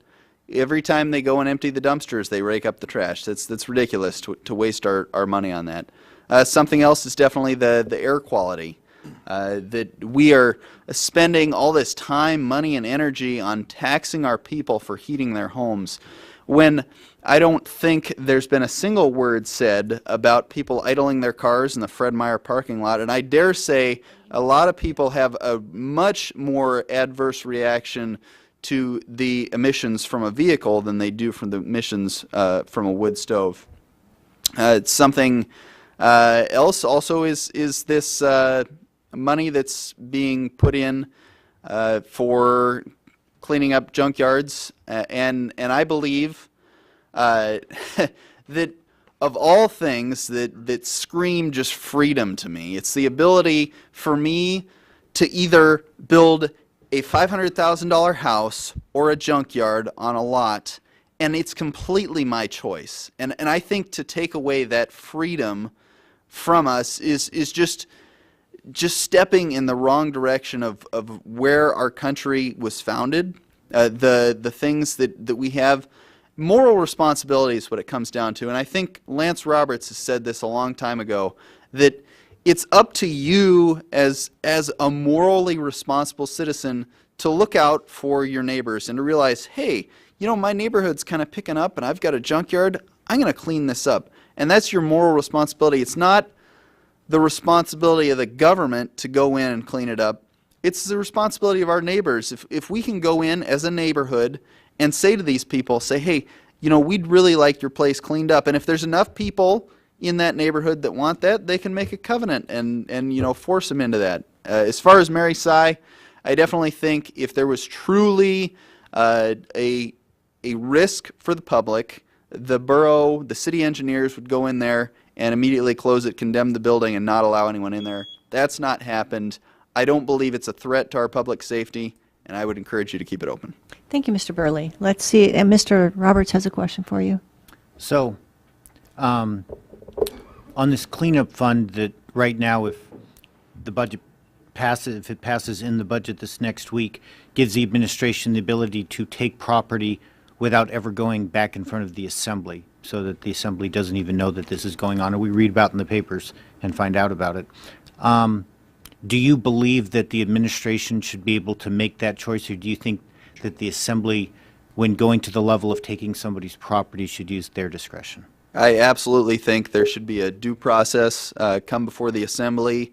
Absolutely, I think it's irresponsible to vest more and more authority to an administration that has proven themselves irresponsible. Mr. Tech, he has a question for you. Just in your question about property rights, previously you've come and testified to the assembly concerning like marijuana establishments. So you think it'd be okay for me to open, or is anybody, to open a cultivation facility in your neighborhood? I don't think it's morally responsible to smoke marijuana or to encourage marijuana. I don't think there's anything exceptionally other than an eyesore for a junkyard. I dare say those are two completely different items. Just follow up on. But yes, as far as that goes, I would not want you to open a marijuana facility anywhere. Not in my neighborhood, not in somebody else's neighborhood. I wouldn't want you to open it. So, I mean, just across the board as far as that goes. So, I mean, then my follow-up question is like, don't you see that would be the purpose of community planning and having appropriate zoning for places there's like heavy industrial, which. Right, which is what we've done. Right. Exactly. That's right. But yes, as far as marijuana goes, I don't want it. I don't want it anywhere. So, you know, I mean, I would say there's good spots for junkyards and there's bad spots for junkyards. I don't think there's a good place anywhere for a marijuana cultivation facility. Thank you. Thank you. Any other questions for Mr. Burley? Seeing none, thank you, Mr. Burley. We appreciate you coming down. Okay, so we've got another empty seat, and this is on the budget. Please remind us of your name and spell your last name and give us your neighborhood. Thank you. Donna Vonderhaar, Vonder, space capital H-A-A-R, off of Farmers Loop. Thank you. When I was at the Sandbox, which you could reverse that and say quicksand, but when I was at the Sandbox at Alaska Land, the mayor said that the building was going to fall down. But he was talking about the bonds, building whatever, people voting for bonds.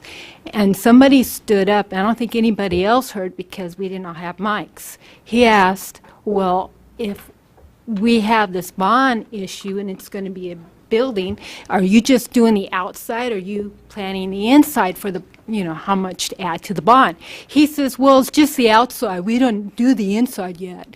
So that's a building, just a building, not the money for the inside. And I just thought, how strange, you know, because if you have a bond, we need to know how much we're actually paying, don't you think?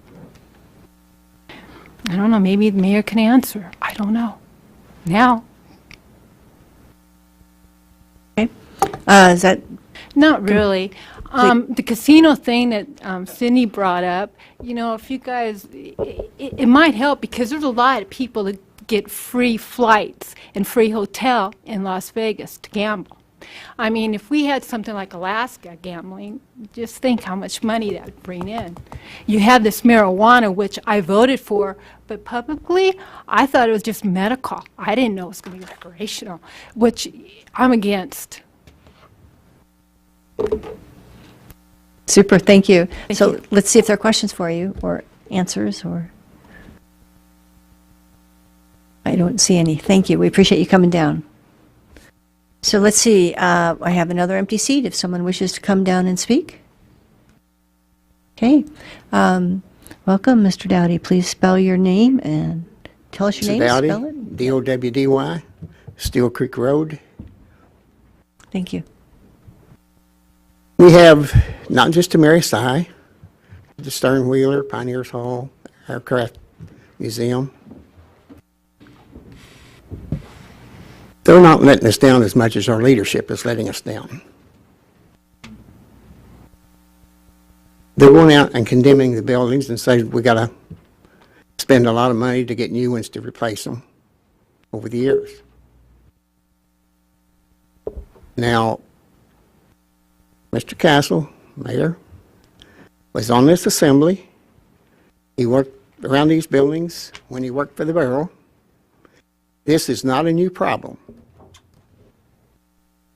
We got to have somebody that says we can save and use what we got, not tear it down and build new. This is not just a borough problem. This is a community problem. You can't say, I decide. It's we decide. And that, to me, is where the assembly comes in. You've got to assess what the people want and work with them. You keep the mayor straight. That's my deal. Now, he's going out in junkyards and telling people what they can and cannot do on their property. Well, just a few years ago, or last year or so, we opened it up so anybody across town could give a complaint against you and remain anonymous. A few years ago, I was testifying about a problem in Badger Road area. And I was called on it because I didn't live in the neighborhood. These are really conflicting deals. And now they can come across town and condemn my property without me knowing who did it. That doesn't seem quite fair when I've been called on it. I showed the assembly a few years ago where the borough mayor had taken over a road on a whim, and the assembly not chose to follow up on it. Nobody asked the borough mayor or the lawyer what she could do, or if it was legal, or what was going on. They should have. For my first testimony that night, from the testimony of people behind me telling me, she sat through the whole meeting with her head in her hands. She knew more than I did. Thank you, Mr. Dowdy. Let's see if there are any questions for you. I see two, Mr. Quista, Mr. Roberts. Thank you for your testimony. You mentioned that, we have a lot of aging borough buildings and that, they need to be addressed somehow, and tearing them down is not necessarily the answer, and replacing them is not necessarily the answer. I was just curious what metrics you think we should be using to determine what to do with a borough facility. Okay. I'll agree the buildings is in very bad condition. But they are buildings that's been kind of a landmark for this town. It's important for the community. And not just one person should condemn these buildings and say they're not fixable or not usable. The community should be involved. And we ditch them at the last ditch effort. The community's got to have a chance to come in, and some people in this community would put their own money in it. Don't just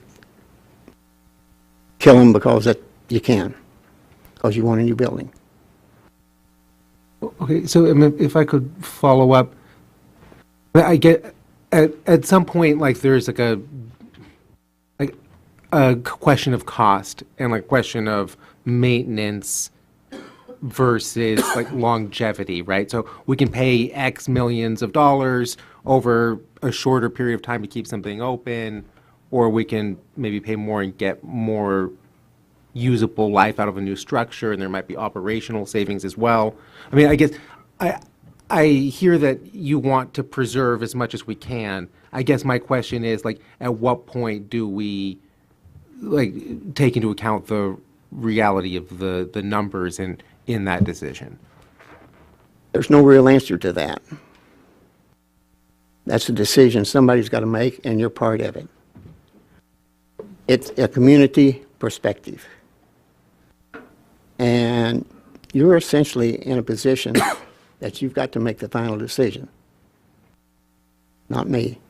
I can be part of it. But I didn't run for the office to be in a position to make that decision. Thank you. Mr. Roberts, and then the mayor, and then Mr. Lawrence. So with the cleanup fund, do you believe that the assembly should cede their authority to the administration and allow the money to be appropriated up front, and then the administration can choose where to spend it without knowledge from the assembly on that? No. Thank you. Mr. Mayor, and then Mr. Lawrence. I had a question on what road you were referencing or whatnot, because the attorney and I are confused about your reference about the mayor taking a road. Are you referencing us or before? Well, it was no, it's back when you were a chairman, Spudberry Road out near. So a different mayor and a different attorney. Okay. Right. Thank you. Mr. Lawrence. Mr. Dowdy, if a road service area receives complaints that a semi is parked in a cul-de-sac for months and months at a time and not relocated, and the owner can't be, isn't doing anything about it, or at least the property owner is not taking responsibility, do you think this assembly should have to approve the towing away of that vehicle? Not necessarily. It wouldn't have to in my subdivision. We kind of take care of that. I've been told to move a building off the right of way. I did. What if somebody didn't? Is that something, and we're talking about a vehicle in a right of way, is that something that the administration should have to come to this assembly to get authorization to have it towed?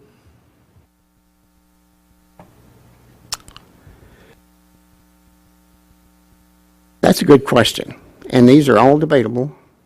And as a last resort, yes. Second question, you say we should be putting more resources into preserving our facilities. Would you support defeating the tax cap and increasing taxes to do so? No. Okay. Thank you. I appreciate your honesty. Any other questions for Mr. Dowdy? Seeing none, thank you. Appreciate you coming down. So I have an empty seat. So I have an empty seat if anyone wishes to come forward and testify at this time. Ms. Miller, right? Yes. Please give us your name and spell your last name and tell us your neighborhood. My name is Pamela A. Miller, Miller. I live off Belaine Road in Muskox area. Thank you. Thank you for this opportunity to comment on the budget for the next year. And I'll say right up front that I urge you to give full funding for the next year for the Mary Cy Rec Center and continue its operation. I spoke last time on the process of the budget. And after listening to all the testimony and some of the information about the Juneau Aquatic Center and the bonding and that sort of thing, I said, maybe I want to find out more about what's going on in Juneau. So I did quite a bit of web research. I talked to some people in Juneau. And first I'll say, here in Fairbanks, we have an incredible wealth of talent. And we have incredible minds. We have people who love their community.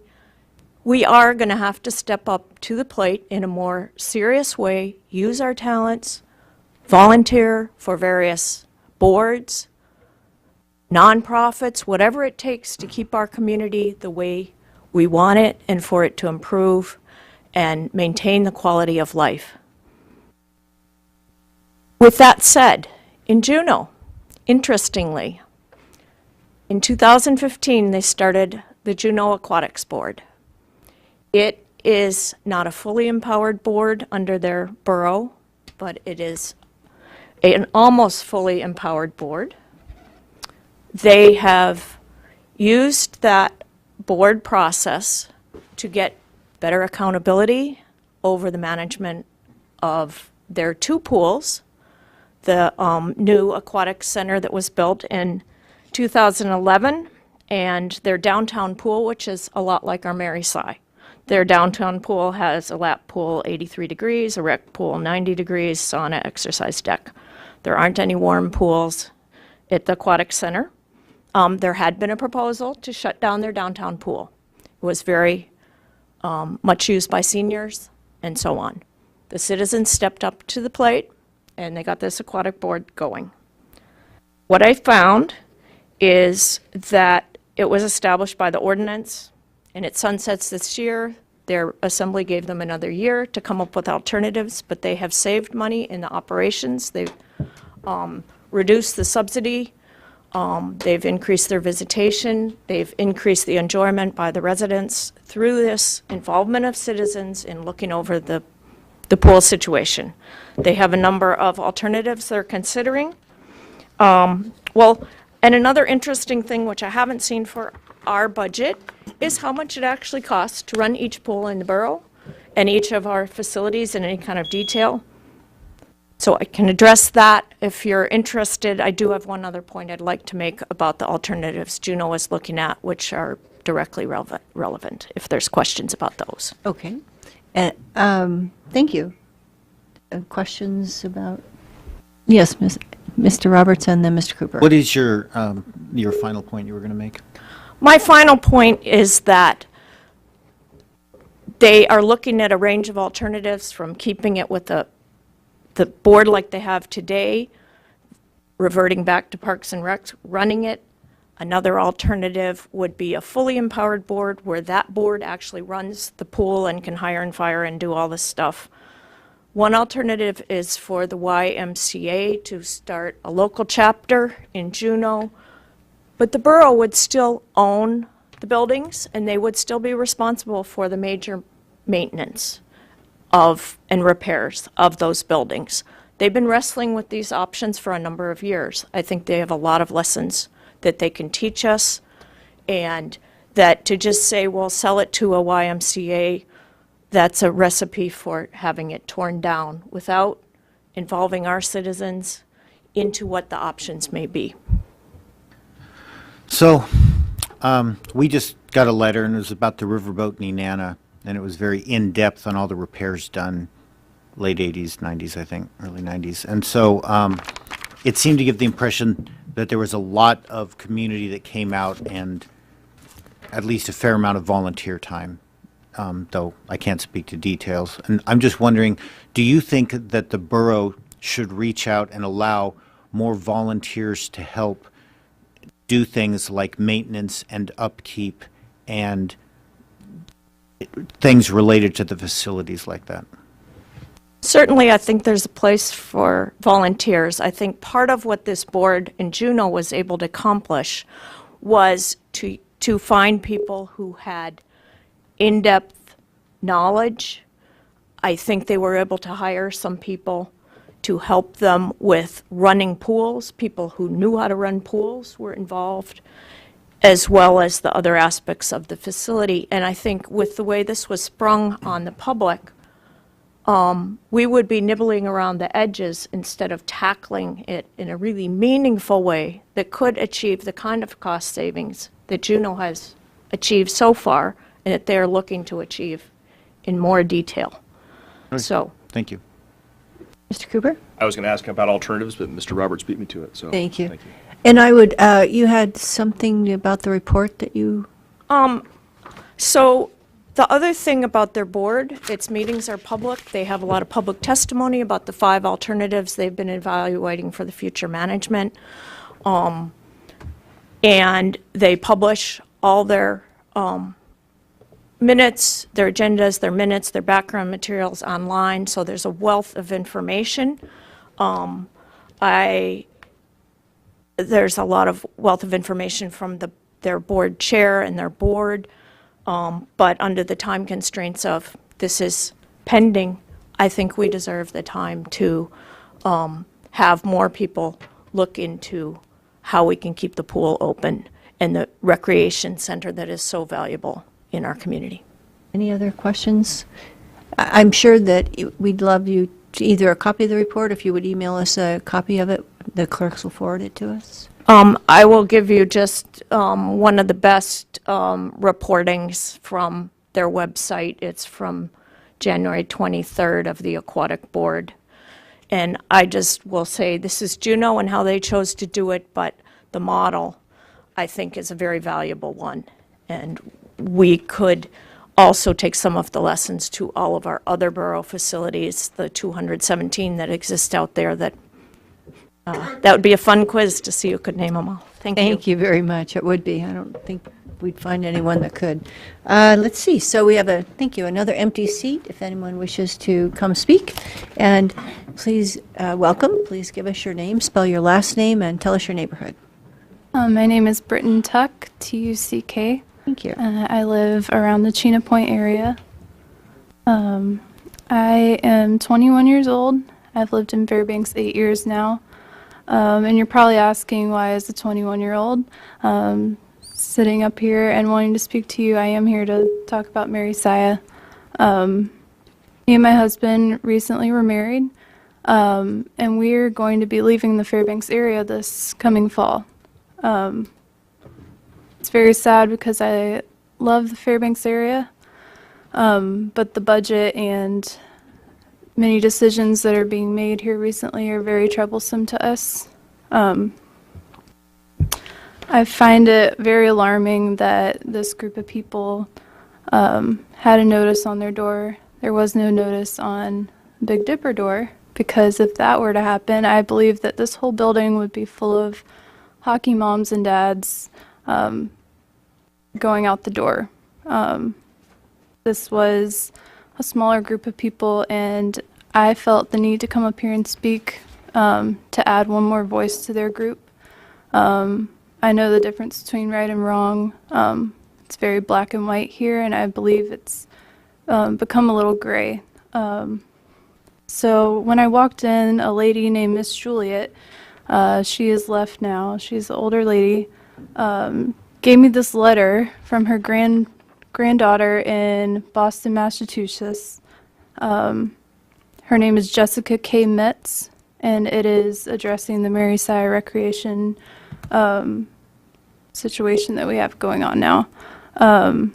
She states in here that she comes for regular visits with her grandmother to swim in the aquasize class here, and she believes that it is part of the vitality and longevity of her health, and getting rid of this facility would demolish her health as well. She goes on to talk about Betty's Worth, which I won't get into, but she is an architect in Boston and has had quite experience with repairing buildings, big and small. And she says in her letter, I'll just read a part of it, while the presence of these problems is a sign to the building owner to be proactive and address them, we don't demolish every building in our cities every time we see these issues pop up. Not only is it unreasonable and wasteful, it is not economical. The cost estimate provided in the survey report estimates that the total estimated construction cost, inclusive of fees to renovate Mary Saya, is approximately $6.2 million, or roughly $351 per square foot. For the current 17,900 square foot facility, the cost for a new facility replacement is estimated at approximately $13.8 million, or roughly 774 feet for the same square foot facility. I don't need to be an economist to see that 351 per square feet for repairs is less than half the cost for a new facility at 774 feet per square foot. So I really hope you all think very hard. I know you're in a very tough position. This whole issue has kind of been buying the trailer before buying the truck, and having to pull it. So I hope that you all make a decision for people of my age to want to stay around longer. Thank you. And we did receive that email, Yes. by the way. Awesome. Thank you. Any questions for Ms. Tuck? Mr. Quist has a question for you. I have a technical question for the administration. So like, the figures that Ms. Tuck just referred to, there's like 13-ish million for replacement of Mary Sy, and then 6-ish million for maintenance. That's this, like that 6 million number, that's from the 6-year plan. And my question is, that 6-year plan buys us how many years of usability at Mary Sy?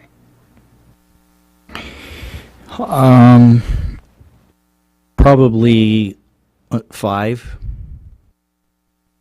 could you, if I could follow up, could you explain that to me? Because I was expecting maybe the number 6 or 7 or 8, but I couldn't conceive of a number smaller than 6.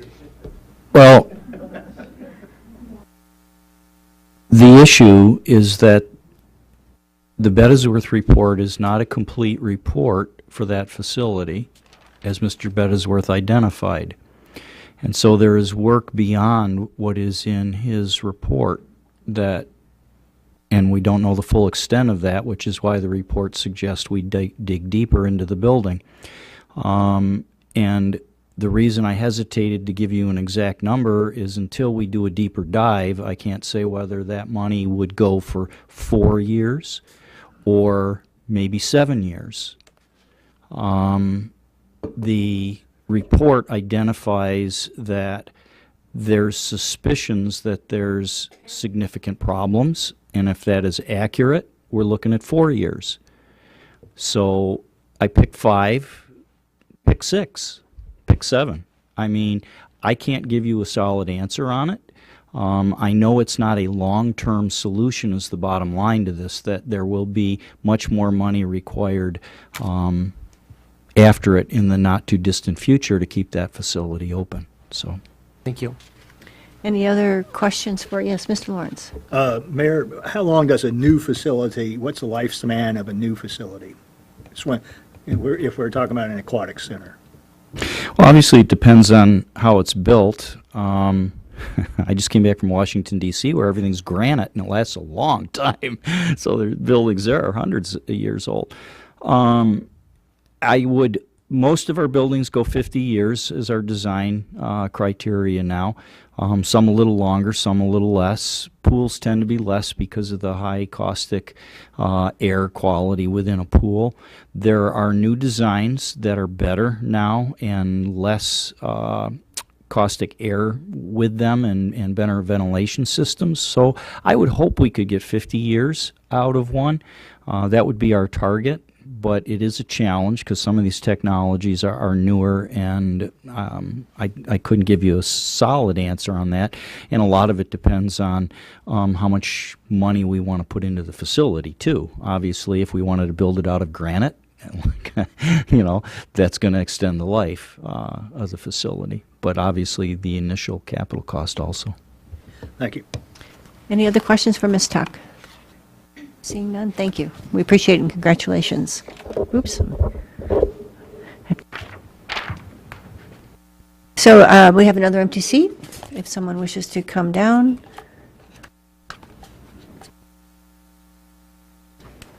Mr. Shields, have you already spoken on this? Unless somebody else wants. Not on the budget. Let's make sure This that. is a budget issue, so. Yeah, this is budget. Let's see if there's anyone else.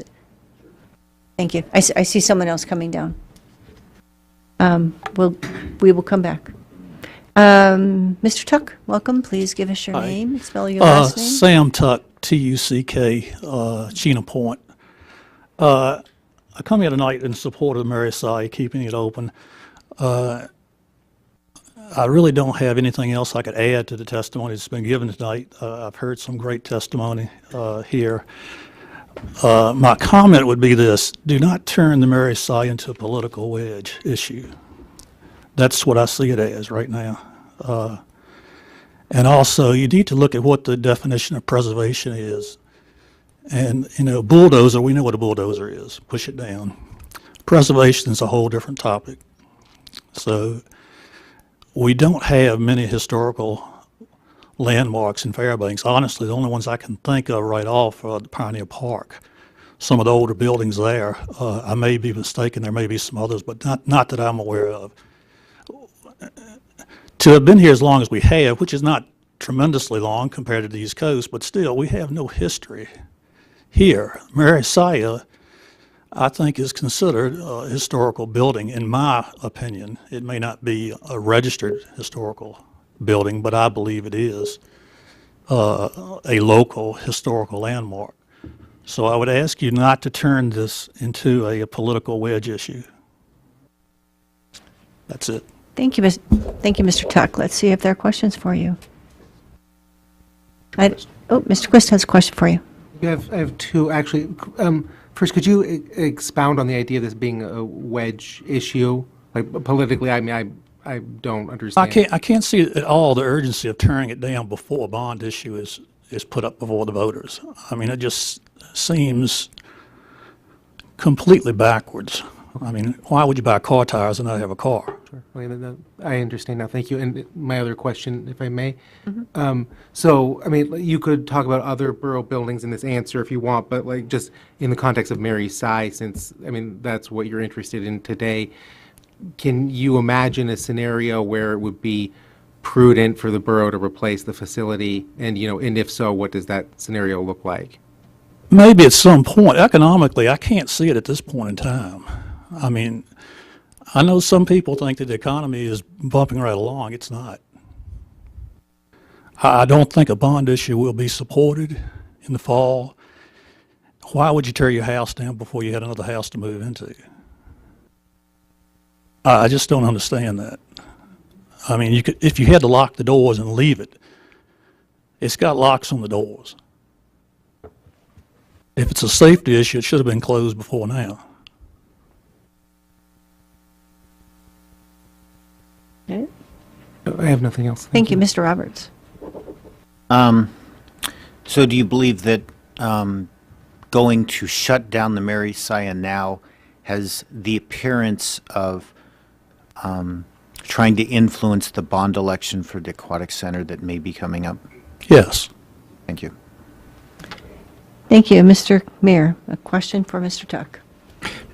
Do you think that deliberately leaving it up if you know it needs to come down 6 months later is trying to influence the bond initiative vote? I don't see how it could. Any other questions for Mr. Tuck? Seeing none, thank you. We appreciate you coming down. Thank you. And we have another empty seat. If anyone wishes to come speak, please give us your name and spell your last name and tell us your neighborhood. Marty Roth, R-O-T-H, off of Birch Lane, and I spoke to you the last time, but I just wanted to say again, I hear a lot of talk about keeping it open for 4 months or 6 months or something like that. To me, Mary Sy is an entity of its own, and I would much rather have it than a tennis court there. When they close it for maintenance, I went to Hammy Pool one time and didn't ever go back, just because I didn't feel comfortable in the shower room. There's no rails to hold on to. It's, the big shower coming out and totally open. To me, it's a completely different thing than the aquatic center. I'm all for an aquatic center, but let us keep Mary Sy. And then the other thing is I did go over to the Dipper, to the Parks and Rec office, and see if I could start donating like I do for KUC and the Door and the food bank. And they don't have that set up yet, but they will be having it hopefully by fall. I left them, $100 check. Then I said I don't want it to go to constructing, I want it to go to operation. To me, it's just such a big part of my life. I would just hate to see it go. And if it's going to go in 4 months, it might as well go tomorrow. That's the way I feel. I want it long term. Thank you, Ms. Roth. Let's see if there are questions for you. I don't see any. Thank you for coming back down. And we have another empty seat if anyone wishes to testify still for the first time on this budget. Please give us your name. Welcome. Spell your last name. My name's Jeannie Creamer Dalton. My last name is spelled Creamer-Dalton.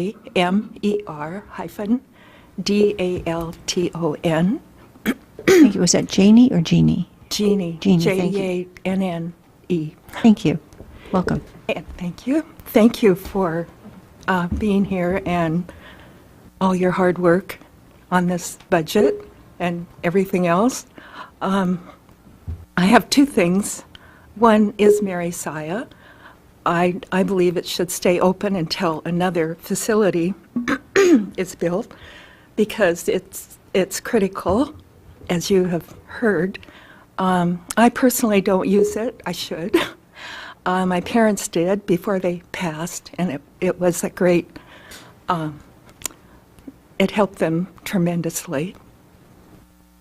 And so my other issue is the riverboat Nenana. I just found out about all this a couple of weeks ago when I went to, I'm sorry, I haven't been paying attention to what's going on in my hometown, but I went to a standing room only meeting for the Alaska Yukon, Tanana Yukon Historical Society at the Pioneer Museum. And that's when I found out the trouble that the Pioneer Museum and the river, especially the riverboat Nenana, seems to be in the most dire straits right now. I did read, I glanced at the hull report that was done by a nautical archaeologist and also the PDC engineer's report, and I assume the Assembly has seen these. But, and I've also talked to a builder and another engineer who has been associated with the borough over the years. And they looked at the first couple of pages and decided it was a report created to justify demolishing the riverboat.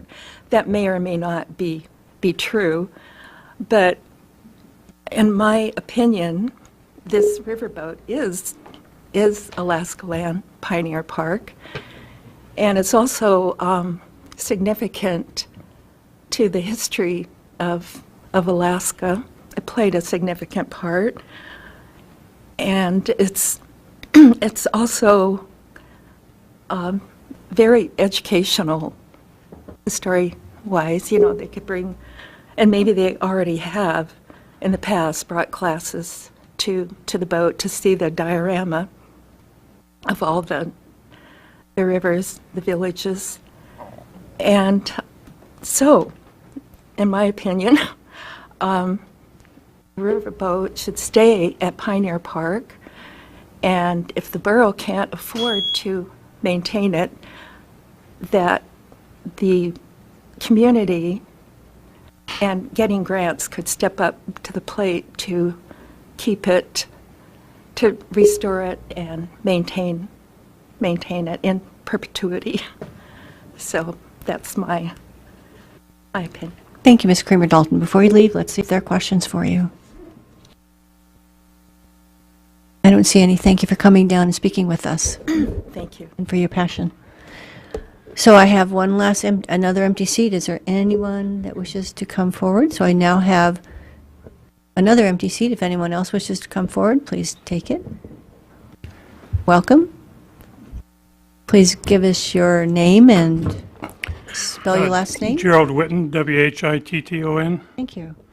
My interest is in Mary Sy Recreational Center. My background, I had a general contractor license at one time, a plumbing license, electrical license, built homes, owned a warehouse, which I just recently sold and got rid of it. The point is, Mary Sy, from the reports that I've seen right now, is only really about 30 years old because it was rebuilt somewhere between 1981 and 86. So we're not looking at some old building 57 years old. We're looking at almost a brand new building. I defy anybody to go in that warehouse, into that swimming pool and find a crack in the ceiling. Whoever built that built better than I could build. So I think that building is in good shape. All this stuff about all this repair requirements, to me, is just smoke and gun. It's just not true. If you went in that warehouse, any one of you went in that warehouse, I defy you to go around with me and point out all the deficiencies that you can visually see. Now, if they would let me get into the interior of the building to see the other stuff that they're talking about, I don't think they could show me much of anything.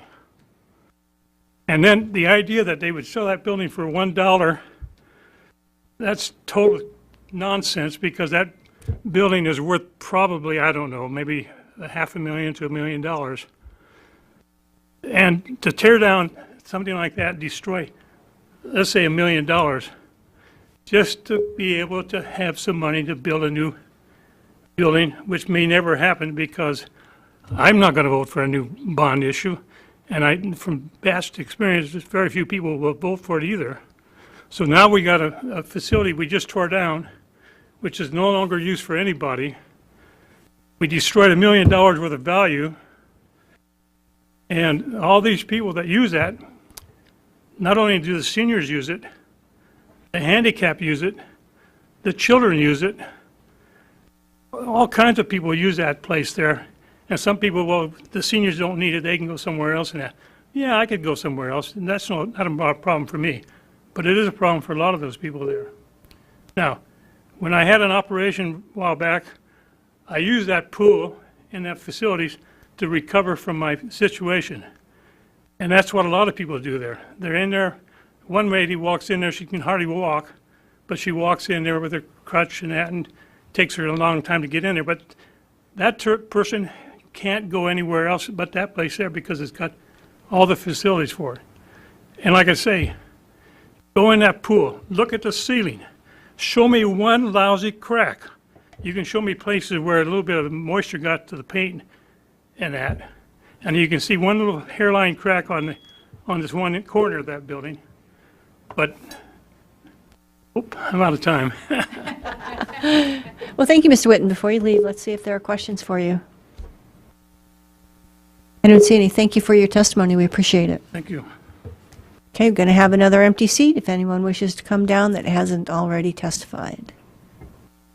Welcome. Please give us Hi, your... my name is James Taff, and I live on Central Ave in Aurora Subdivision. Thank you. And can you spell your last name for us, please? T-A-A-F-F-E. Thank you. It's Irish. So, anyway, the previous gentleman actually stole a lot of my thunder. I wholeheartedly agree with virtually every word he said. I've marveled, after spending 31 years in building maintenance with the school district and 3.5 before that with the University of Alaska. And incidentally, I had no idea he was going to say what he was going to say, but I just couldn't sit back in the audience and hear all this talk about how bad shape Mary Sy is in. Using my observations and my experience, the building is in incredible shape where the public can walk around and see. You know, I haven't crawled underneath and been in certain other areas, but I've marveled for years as I swim on my back or float on my back in the lovely warm waters of Mary Sy of how free of cracks and any distress I see the building is in. And I make a point of looking around and seeing where there's stress fractures, where there's settlement issues or something like this, as I've found hundreds of places in the school district, in various school buildings that I've been placed in. And so, you know, I just marvel that it's been built so well. I happen to know, not personally, and I haven't talked to him for probably a month or two, Mr. Dave Doverpool, who was the project manager for the rebuild, the total tear down and rebuild of Mary Sy Pool in the early 80s. And I've heard people pejoratively call it a older building, and in some sense, in that Mary Sy was instrumental in getting it saved in the 70s. It is an older building in that sense. But as Dave Doverpool said in his April 10 letter in Community Perspective in the Newsminer, the building was torn down to the ground, the foundation inspected, and then rebuilt with cutting-edge technology that was available at the time. Now, I don't know about you members. I don't know if you live in all houses that were all, or buildings that were all built after 1981, but the building was built to high-tech, cutting-edge standards in the early 80s. Dave Doverpool wrote that in his letter. And he mentioned the double wall construction. He mentioned the R50 insulation in the building. I wonder how many assembly members live in a building that has R50 wall and ceiling construction insulation. The building is new. Now, the Bettysworth report was interesting. I looked through it. I saw a lot of cosmetic stuff, the kind of stuff we would fix at the university and school district in-house. And I also saw the clear conclusion that they came to is that the building is worth saving.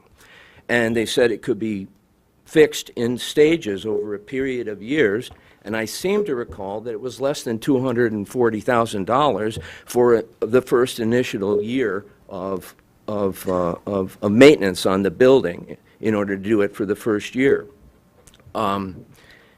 So I think Mary Si is in way better condition than even the Betty's Worth report allotted. And their conclusion was rating it a 4.5 and that it was eminently fixable. I don't buy the untold millions of dollars that allegedly it's going to cost over a period of years. But at the very least, they said the only crucial repairs it needed were less than $250,000 for the first year. It also needs revenue enhancement. Now, I'm fortunate. I have retirement and I have Social Security. I could pay triple, even quadruple the fees that I'm paying now to go and Mary Si, and I would willingly do it. I don't want to get things thrown at me from the people behind me. Some of those people can't, but some of us can and would be willing to do that. There could be a revenue enhancement, could be by higher fees to people who could afford it. There could be a very confidential piece of paper you could fill out and say that you can't do it, and it could all be kept in-house and confidential for those who couldn't. It needs more usage. It needs more revenue enhancement. And it also could use some corporate sponsors. And that's my 2 cents worth. Thank you. Before you leave, let's see if there are questions. I don't see any. Thank you very much for coming down. So I have an empty seat for anyone that hasn't spoken yet. And I'm not seeing any takers. So I know that I have at least one person who wants to come up. We're at a place where when everyone that wishes to has spoken, people that wish to speak again can speak for 1 minute. And I know that Mr. Shields has indicated he would like to do that. So if there's someone else that wants to come up for 1 minute, Mr. Shields, you're fine. I'm just noting an empty seat, inviting someone up for the empty seat. No. Oh, okay. And I don't want to speak about Mary Si.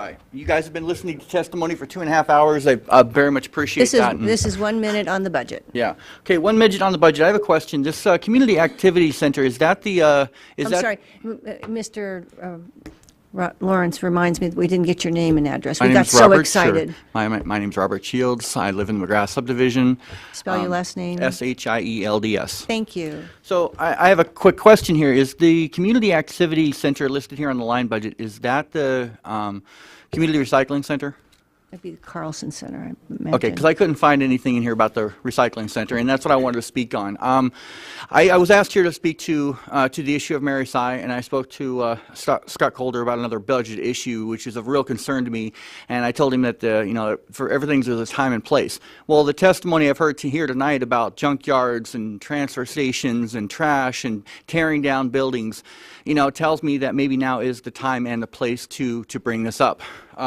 With 30 years of recycling experience, I can tell you that one of the biggest wastes of money this borough has put its horse behind is this idea of a centralized recycling facility.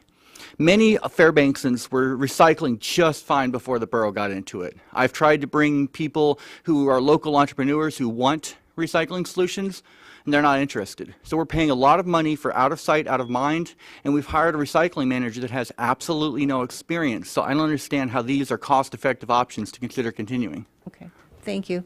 That was very close to 1 minute. Good job. Let's see if there are any questions for you. Mr. Roberts has a question for you, and Mr. Techie has a question for you. So did you know on the yellow section that's got appropriations, which is attachment A on page 8, it has some of the revenues from recycling, and if you look elsewhere, you might find some more stuff. It's going to be in the solid waste section. Yeah, I was looking for it, and okay. Let me see. Mr. Techie had a question for you. No, Mr. Roberts beat me to that. Okay. And Mr. Quist has a question for you. I have a technical question for the administration. Mr. Shields said that the recycling manager doesn't have any experience, and I was curious, if you could speak to that. Is that an accurate characterization of the recycling manager? So our recycling manager, he is a very well-seasoned 20-year military veteran who's got tons of experience managing large industrial projects. He never touched recyclables, but he knows what he's doing. He's doing a fine job. Thank you. Any other questions for Mr. Shields? Seeing none, thank you very much. Okay, I'd just like to point out that the application required 4 years minimum experience in recycling. Thank you. So I have another empty seat if anyone wishes to have a 1-minute bite at the apple. Ms. Miller, welcome back. My name is Pamela A. Miller. I want to give do I need to say more about who I am? Yeah, your Muscat's neighborhood. Muscat's Trail. Okay, thank you. I meant to say in my testimony about Juneau that once you build a building, it's not built perfectly. And they are still struggling with some of the things that weren't done right and having to put major money still into that building. They are still having to deal with other issues like that. My second point is about, I would like to ask for a public observer, someone who is trained and would know what they're looking at on behalf of the public, the Friends of Mary Si perhaps, to accompany the inspection for the seismic survey. Thirdly, I would ask why wasn't a very important feature of an analysis of a building, the scope of work, including, why did it not include the seismic survey in the first place? I would hope for our other buildings that we're looking at their status that be done. And I understand there's various tiers of seismic surveys, but it was not part of the scope of work, and that is why we are where we are, correcting perhaps a problem. Thank you. So let me see if there's any questions for you. Yes, Mr. Lawrence has a question. Ms. Miller, are you, in researching the swimming scene in Juneau, do you know how old the downtown swimming pool building is? Yes, in Juneau, their pool was built in 1973, the downtown pool, the Aquatic Center 2011. The Anchorage YMCA pool was built in 1978. Our building is actually in the same range. All right, thank you. Any other questions for Ms. Miller? Seeing none, thank you. And we have another empty seat for a 1-minute bite at the apple. Ms. Berger? Yes. Right, welcome back. Please give us your name, spell your last name, give us your neighborhood. Maria Berger, Goldstream Valley. My last name spelled B-E-R-G-E-R. Thank you. I'd like to elaborate on some of the comments that Britton made that were voiced by Jessica Metz, the registered architect, who took a thorough look at the Bettysworth report and has swum at Mary Si regularly with her grandmother, who was one of the who was planning to testify here tonight. She says, buildings are bad liars. The vast majority of their problems are shown in plain sight to the trained eye. Structural deflection and movement issues are typically expressed in cracked gypsum boards, sagging beams and ceilings, and out-of-plane walls. Water infiltration leaves behind staining, residue, and mold, even when the liquid water is long gone. Corrosion is a common cause of cracked and spalling concrete. When these signs are present in your building, further investigation is needed to determine the root cause as well as an economical repair. However, the majority of buildings will exhibit these problems throughout their lifetime.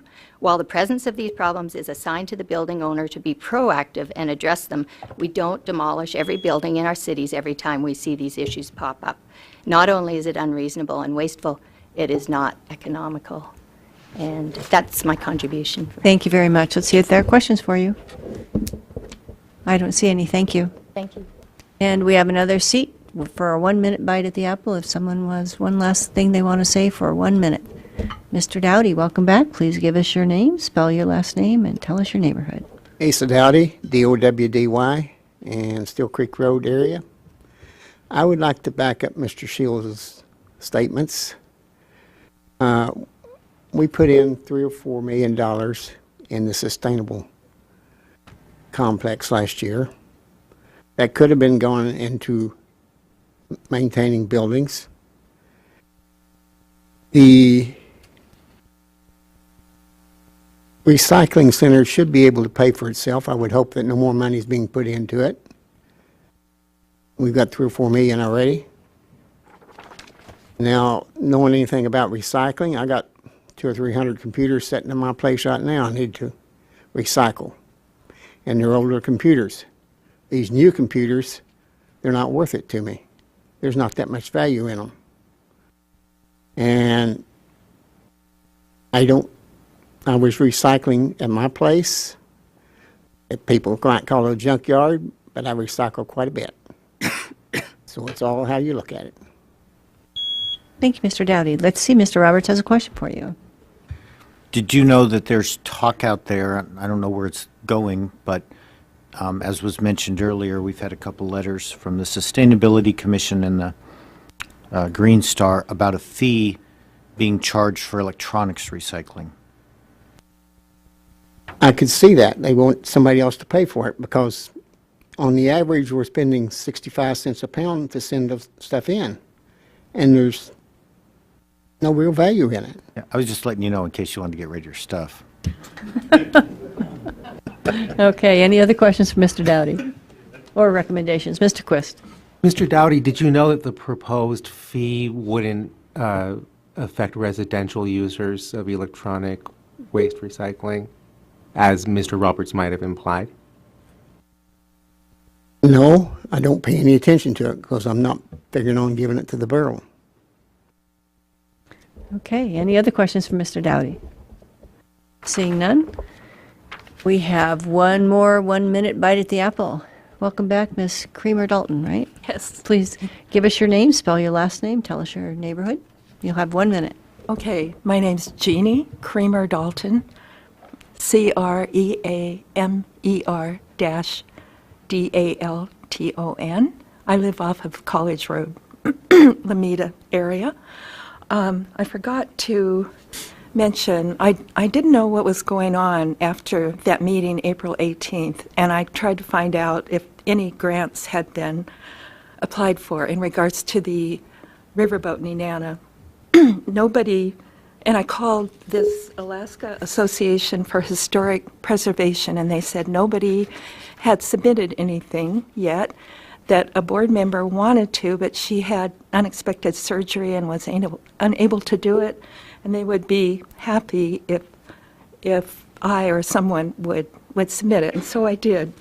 And it's to get on the 10 most endangered historic properties list. And once it's on the list, it's eligible for all kinds of grants and hands-on preservation assistance. And I brought a copy of it here. So, and can I say one more thing? It was mentioned that if the borough absolutely can't afford to restore it and maintain it, that it should be sold to somebody and legally kept to stay in Pioneer Park and to be maintained in perpetuity. So, and that's my take too. There's no other way. Thank you, and thank you for submitting that grant. That's great news. I hope you're successful. Questions, Mr. Lawrence? Yeah, you mentioned earlier, an analysis or an evaluation of the riverboat. Was there a figure, a dollar figure on how much money it would cost to restore the riverboat? This was the PDC engineer's report, and I'm sorry, I haven't really read it, and I don't know if the cost is in there. I would think so. I assume that the borough assembly members had got a copy of that. That's the report I was referring to. All right, thank you. I think the administration may be being asked for it shortly. Oh, okay. Any other questions? Mr. Quist? No? Thank you very much. We appreciate you coming down and putting in that grant application. So, ma'am, I believe you haven't spoken yet. You have, if you'll give us your name and address, spell your last name, you'll have 3 minutes. And I have another empty seat for a 1-minute bite. Welcome. Thank you. My name is Cheryl Corrick, Corrick, and I live in the Geist Road area. I wasn't going to get up and talk. I hate public speaking, but there's some points came to mind while other people were talking, so I decided to bite the bullet. First of all, one thing that puzzles me and frankly makes me mad, was that a couple months ago a sign was put up at Mary Cy Rec Center that said in July we may be closing and demolishing the building. Now, that was the first I'd ever heard about it, and I understand there were sandbox meetings of which I was probably woefully uninformed about, which was my own fault, but it seems to me a huge step like this should have some time for the people to plan, to give their input. Like 5 years would be a really nice amount of notice. You know, at minimum, a year or two, but not 2 months, 3 months. That's woefully inadequate. So that's my input on that. And then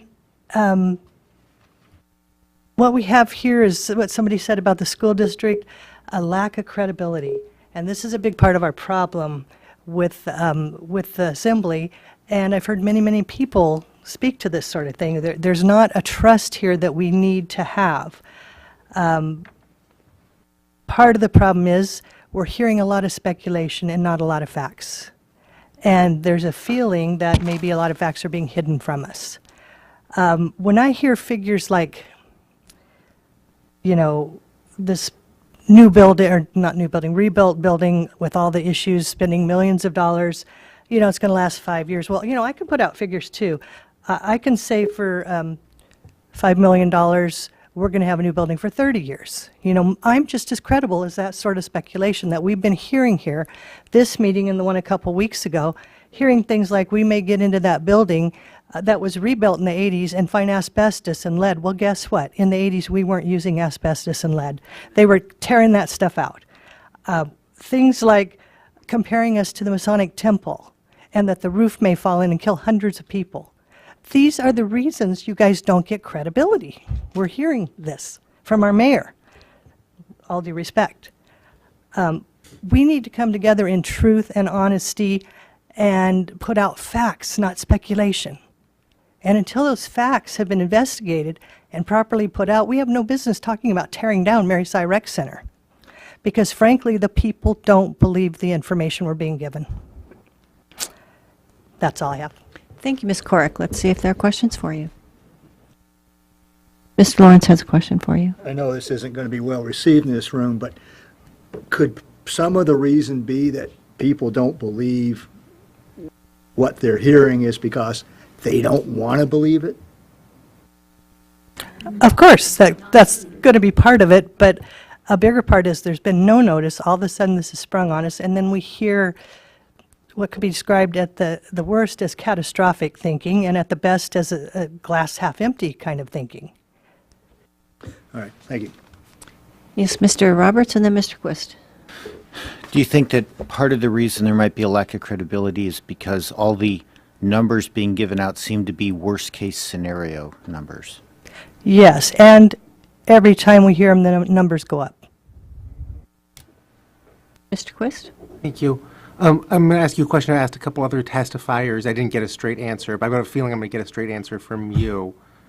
Can you imagine a scenario where a borough facility, the swimming pool in this case if you choose, needs to be replaced, where that's the prudent decision to replace it with a modern facility?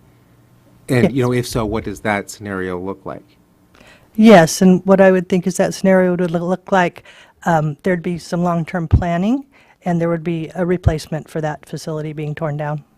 I guess if I could rework the question again, I mean, what metrics, what kinds of things do we need to take into account in order to make that decision? Okay, like, it's not a good idea to replace it this year, but it's a good idea to replace it in 5 years. I mean, what numbers, I could offer some suggestions, but I'd like to hear yours. I would think that the years would depend on the plan to replace it. You know, if it takes 2 years to build another building, another facility, then, you know, plan to tear it down in 2 years. If I could try a third time. I'm not getting you, sorry. There's like a cost-benefit analysis maybe that you might do, or I'm not trying to give you the answer, but like, I mean, we're talking about a budget ordinance here, so we're talking about dollars. Yes. So, like, so I guess my question is, like, is there a tipping point And if so, what is the tipping point when it comes to replacement? And I mean, the first part of the question you answered, yes, there is a tipping point. And my second question or the follow-up is, what is that tipping point? And like, what does that look like? Other than basic safety issues that cannot be repaired, I guess a tipping point would be at the point where, yeah, it can no longer be maintained. If I might, Mr. Quist, are you asking, is there some dollar that if you had to spend twice as much to repair it as you did to replace it, or something like that? I think that's kind of what he's asking. I think that's impossible to answer, really, because figures are all variable. You know, you take from one place to pay for another one, and yeah. Okay, so I mean, if I could just, and I'll leave it after this. So you're telling me that it's impossible to determine at what point it's prudent to replace a facility? For me, yes. I don't have that information. I would need to answer that. So our job's really hard then, I guess. Absolutely. Okay, I'm sorry. Thank Mr. you. Roberts. So, in your opinion, is the core of the issue that we're looking at replacement with a future time frame to the replacement coming in, but yet getting rid of the building now? In other words, we don't have a place for those being served by that building and won't for a couple years in the best scenario. Do you think that's the core of the issue, is that the service is, the people who are getting the service will not have a place to get that same service? Yes, and the people don't necessarily believe that it's necessary. Right. Thank you. Any other questions for Ms. Corrick? Seeing none, thank you. Thank you. And we still are in 1 minute. Second bite at the apple. Yeah.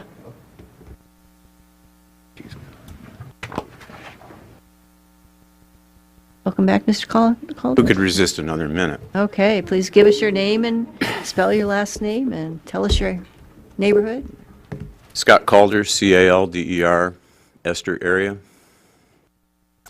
So on metrics, not to be too glib, but it seems to me that Mr. Quist, you and others have inherited a very small part of a very large problem that is maybe decades late in providing people with the necessary services of government which they desire. And it seems that, you know, there's a public anxiety that, gee, wouldn't it be nice if we could start our own government to protect us from the one we have? And, you know, I mean, that's just an emotional observation, but that's kind of where people are at in all their different little places, you know, with their own issues. And so there's a general dysfunction, I think, that's of concern. By my count, there were about 30 people, maybe a little more, who testified. Maryside Pool got 30, Junkyards got 5, the Riverboat got 1, and the Animal Shelter got 1. I double counted a little bit because some people spoke on more than one issue. Thank you much. That was amazing, your timing. Let us see if there are questions for you. I'd love to have 30 more seconds. We're going to hold you to it. Well, Okay. What additional point would, I'm not supposed to. Thank you, Mr. Lawrence. You're very gracious. So, specifically back to the Maryside, I hear there's a recreation commission in the borough, and I'm not optimistic about commissions, having served on the Junkyard Task Force and the Recycling Commission, which seem to be boondoggles, but perhaps this would be a subject for the Recreation Commission. Thank you. that's a good point. Thank you all And very much. Mr. Roberts has a question for you. Oh, Don't run yes, off. sir. Come on up. No, So, you said the magic words, Junkyard Task Force. Good. Do you feel that more work could be done on specificity when it comes to defining junkyards, at least ones that the borough sees as being something that people are concerned about? I mean, do you think that there's more to be done, or do you think that the task force accomplished everything? Or was it halfway? You guys accomplished everything, but you couldn't get it through the assembly? I feel like we were sort of manipulated, and it's, similar to my experience on the Recycling Commission. It was sort of like a Potemkin Village junkyard task force. This 2,000 square foot thing seems arbitrary, and I guess I generally felt a more laissez-faire attitude rather than, a bunch of smart people going around cleaning up everybody else.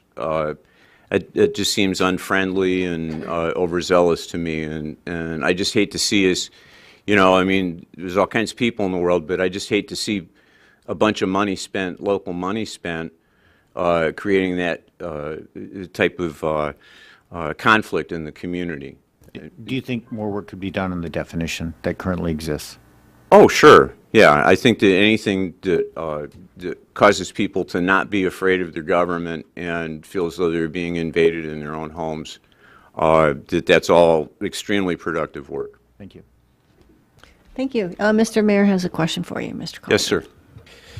Hypothetically, let's say you had 10 fairly historic buildings that you were operating, and your budget would allow for maybe 5 of them, and if you could stretch your money, maybe you could get it to 8 of them. What metrics would you use to evaluate the buildings to decide how you were going to address the issue in front of you?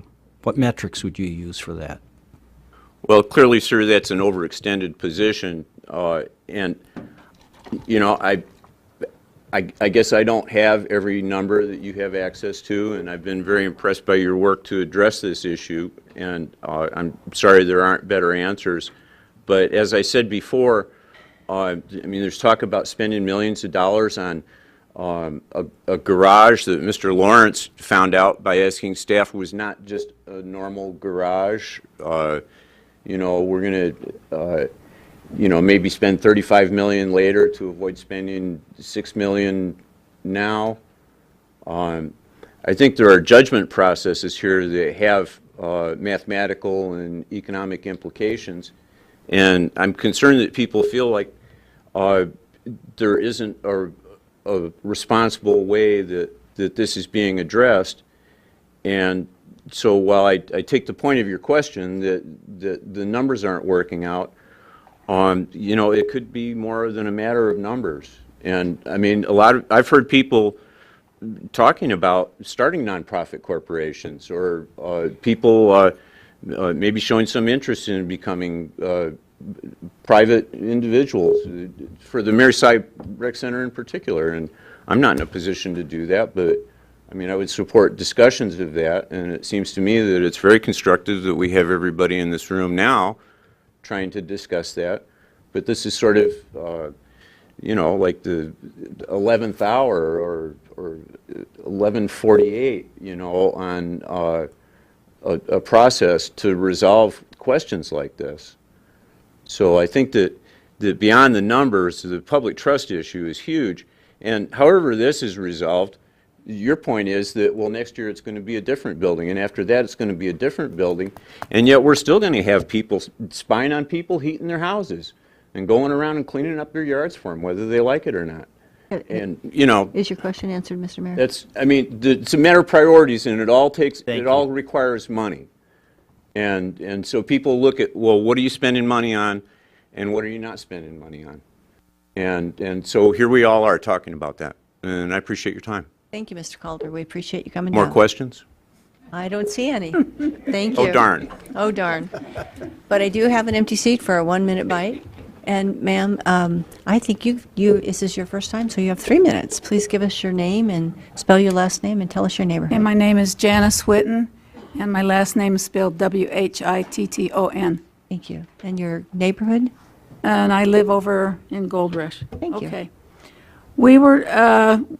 I came to the original board meeting where we were allowed to testify, and we got the impression that if the Mary Sy wasn't torn down immediately, nobody would vote for a bond. I'd like to address the point of people voting for things or whatever, the money part of it. If I talk to people and I go around, the first thing I hear is, don't take away my permanent fund. Don't raise the tax cap. Don't give me any sales tax. Don't charge me any tax on any of my toys or anything. So what I would like to see is, what is the borough doing to find some source of revenue, since they don't seem to be getting the money from the state to take care of the things that they need? And obviously there's a problem with lack of funds, but there's got to be some attempt somehow that I see, and I don't know about all the rules as far as the borough goes for raising money and that kind of thing. I don't know if you can have a sales tax here, if it has to be approved by the state or whatever.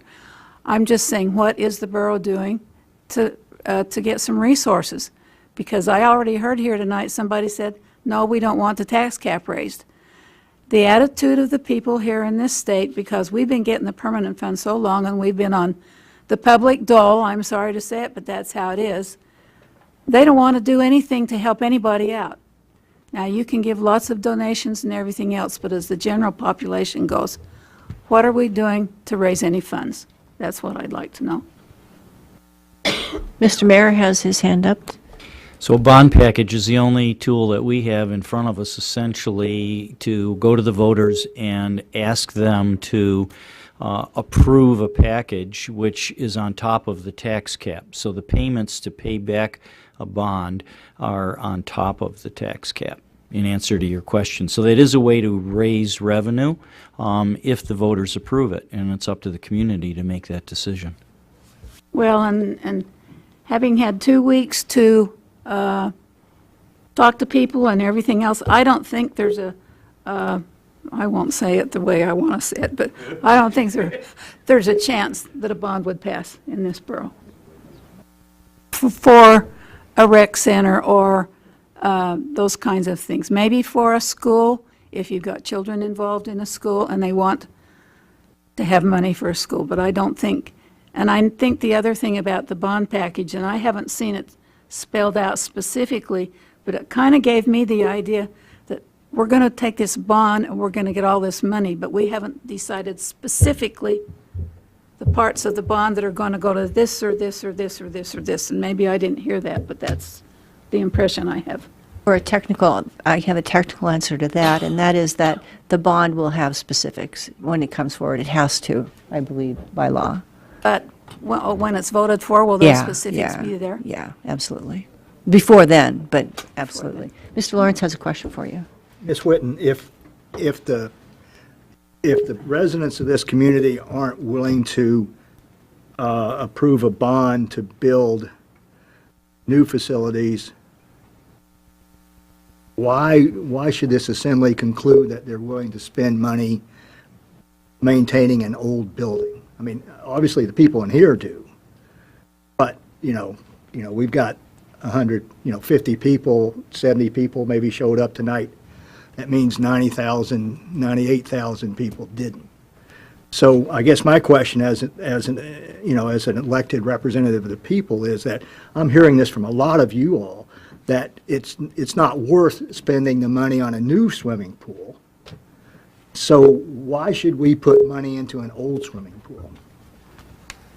Well, and I think the issue that I'm hearing is that we don't think it's an old swimming pool, for one thing, because there's no facts that have come out to corroborate that this is an old building. Like somebody said, we live in old houses. And I have a house that was built in the 70s, and it's not falling apart and falling down and all that kind of stuff. I realize it's a house.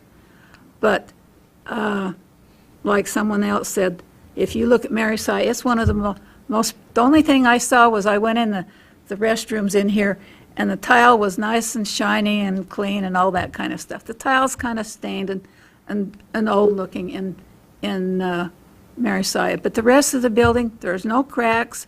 The walls are painted. It looks in excellent shape to me. I haven't seen the inside, so I think somehow if you want to tear it down, you've got to convince the people that it's really bad. Somehow you've got to do that, or they're not going to ever vote for anything different. All right, thank you. Any other questions for Ms. Whitten? Seeing none, thank you very much. We appreciate you coming down. And again, I have an empty seat for a 1-minute bite if someone wants it. And Mr. Taft, right? Yes. Welcome yes. back. And James Taft, live in Aurora Subdivision, TAAFFE. Thank you. Yeah. Just a couple additional points. I keep hearing, you know, Mary Saya Pool and Recreation Center referred to as an old building. You know, now I just turned 70 recently, you know, and I feel fairly old, but, you know, a 35 to 38-year-old building is not an old building, Mr. Lawrence and Borough Mayor. I'm sorry, it's not. It was completely rebuilt, 81 to 85. That's who said so? Dave Doberpool, the project manager for it. So to keep up this disingenuousness kind of bothers me a little bit. It was built to cutting-edge standards when it was built, so said the project manager in his April 10 letter in Community Perspectives in the Newsminer. And as I look around the building, and as I said before, it looks almost pristine, just a little bit of cosmetic stuff. Now, I saw the pictures of some scary rust on some structural members underneath in the Bettysworth report. So sandblast it off, have a licensed welder examine the weld, and either put a gusset over it and re-weld it, or else just touch it up. You know, that's not real scary. The building is a 35 to 38-year-old building. I built my home up on Birch Hill in 1982. I went to SBS, Spinard Builder Supply, OK Lumber, all the lumber yards. I couldn't find any asbestos or lead paint. So there's no scary lead paint or asbestos in that building, certainly no friable asbestos. And so I think it's a new building. We need to consider it as a newer building, much newer than the other buildings in the borough, which I can't speak to, that might have to be sold or torn down, possibly. Thank you. So are there questions for Mr. Taft? I'm sorry, since we're at the 1 minute, I'm kind of trying to keep us a little closer to. Thank you very much. We appreciate you coming down. And I believe that we haven't had the privilege of hearing from you before. That's correct. So please give us your name. So it's Tim Doran, D-O-R-A-N. Thank you, Tim. I'm in the Geist Loftus area. I hadn't expected to speak tonight. I was coming to listen. But there are a couple of things that strike me as people have been talking and such. And for one, as a community member, I want to say that I'm ready to invest and willing to invest in our community. As a family, we chose to come here, move here in 1990. And it was because of what Fairbanks has as a community. The different services, the quality of those services, the variety, the range of that. We had, my wife and I were teachers in the bush, and we would come in and we'd spend our summers here, either going to school or working with different programs with kids. And so when it came time to move to a town, we really looked at Fairbanks and said, as a very proactive choice, this is the type of community we want to be in. And so I want to just encourage that we all invest in our community. I really appreciate what you guys do, what the Assemblies has done over the years to work together, and we all have a common interest in having the best community we can, the various people who come to speak. And I really appreciate people taking that time to do that because we want the best for the community. We're going to have to invest in it. I am very hopeful with some of the national news, listening to people, leadership in places like Oklahoma and Kansas, who have said, we made a mistake. We cut revenues, we cut services, we made a mistake. They're trying to dig themselves out of it. I am hoping we will see that continued groundswell. We have seen a reduction in services in our state, in our community, because of shortage of funds. We can increase those funds, but I also think that all of us as leaders, not just elected officers, but community members, that we invest in our community. And I am thrilled when I go around our community. My wife and I had a chance to go overseas with Peace Corps for a while. So we were gone from Fairbanks for a bit and coming back, and that renewed peace of being here. Our daughters have chosen to be here because of, with their families, because of what Fairbanks offers. And so I just want to encourage that we really do look, and I know that's what you're looking at. You're trying to say, how do we invest? How do we get the revenues? And I think I've gone to the sandboxes, and I think that's been the big message. There's a lot of things we need to step up to the plate as community members, and I just want to encourage continuing to take the leadership to push us to invest. And I want to thank you for what you do. Thank you, Mr. Doran. Let's see if there are questions for you. I don't see any. Thank you for coming down and for staying with us and for your service. We appreciate it. Okay, 1 minute. I see somebody else who wants to have a 1 minute. Let's see. Jimmy Baldwin, Thank you. Baldwin, and I live on Roosevelt Street. My one question encounter would be, if we're going to build a new expensive facility, why would we vote for it on a bond measure if we aren't taking care of and maintaining properly the buildings that we already have? So to elaborate, I mean, who's to say that if we do build a new facility, that we're going to be able to afford to maintain it? It's a good question. Are you? Let's see if there's any. Mr. Lawrence and Mr. Ms. Tackey, Baldwin, did would you you be have- willing to vote down the tax cap and allow taxes to be increased so we can spend more money maintaining the facilities in this borough? If that's what it took, yes, I would. Thank you. Thank you, Ms. Baldwin. Any other questions? Do you see reducing 2 swimming pool operations into a single one as a way to save operational costs? I do, but I think there are other things that could be eliminated first before going after the swimming pools, such as elaborate parks or lakes or facilities that are not charging fees for usage. Any other questions for Ms. Baldwin? Seeing none, thank you. We appreciate you coming down and asking some thought-provoking questions. Anyone else? Okay, I'm going to close public comments. And Move to adopt. Second. so it was moved by Mr. Lawrence and seconded by Minnie. Mr. Tackey, did I hear you? I said it. Okay. Cooper did too. So moved by Ms. Lawrence, seconded by Mr. Tackey. And I would move to adjourn this meeting until May 10th at 6 p.m. Second.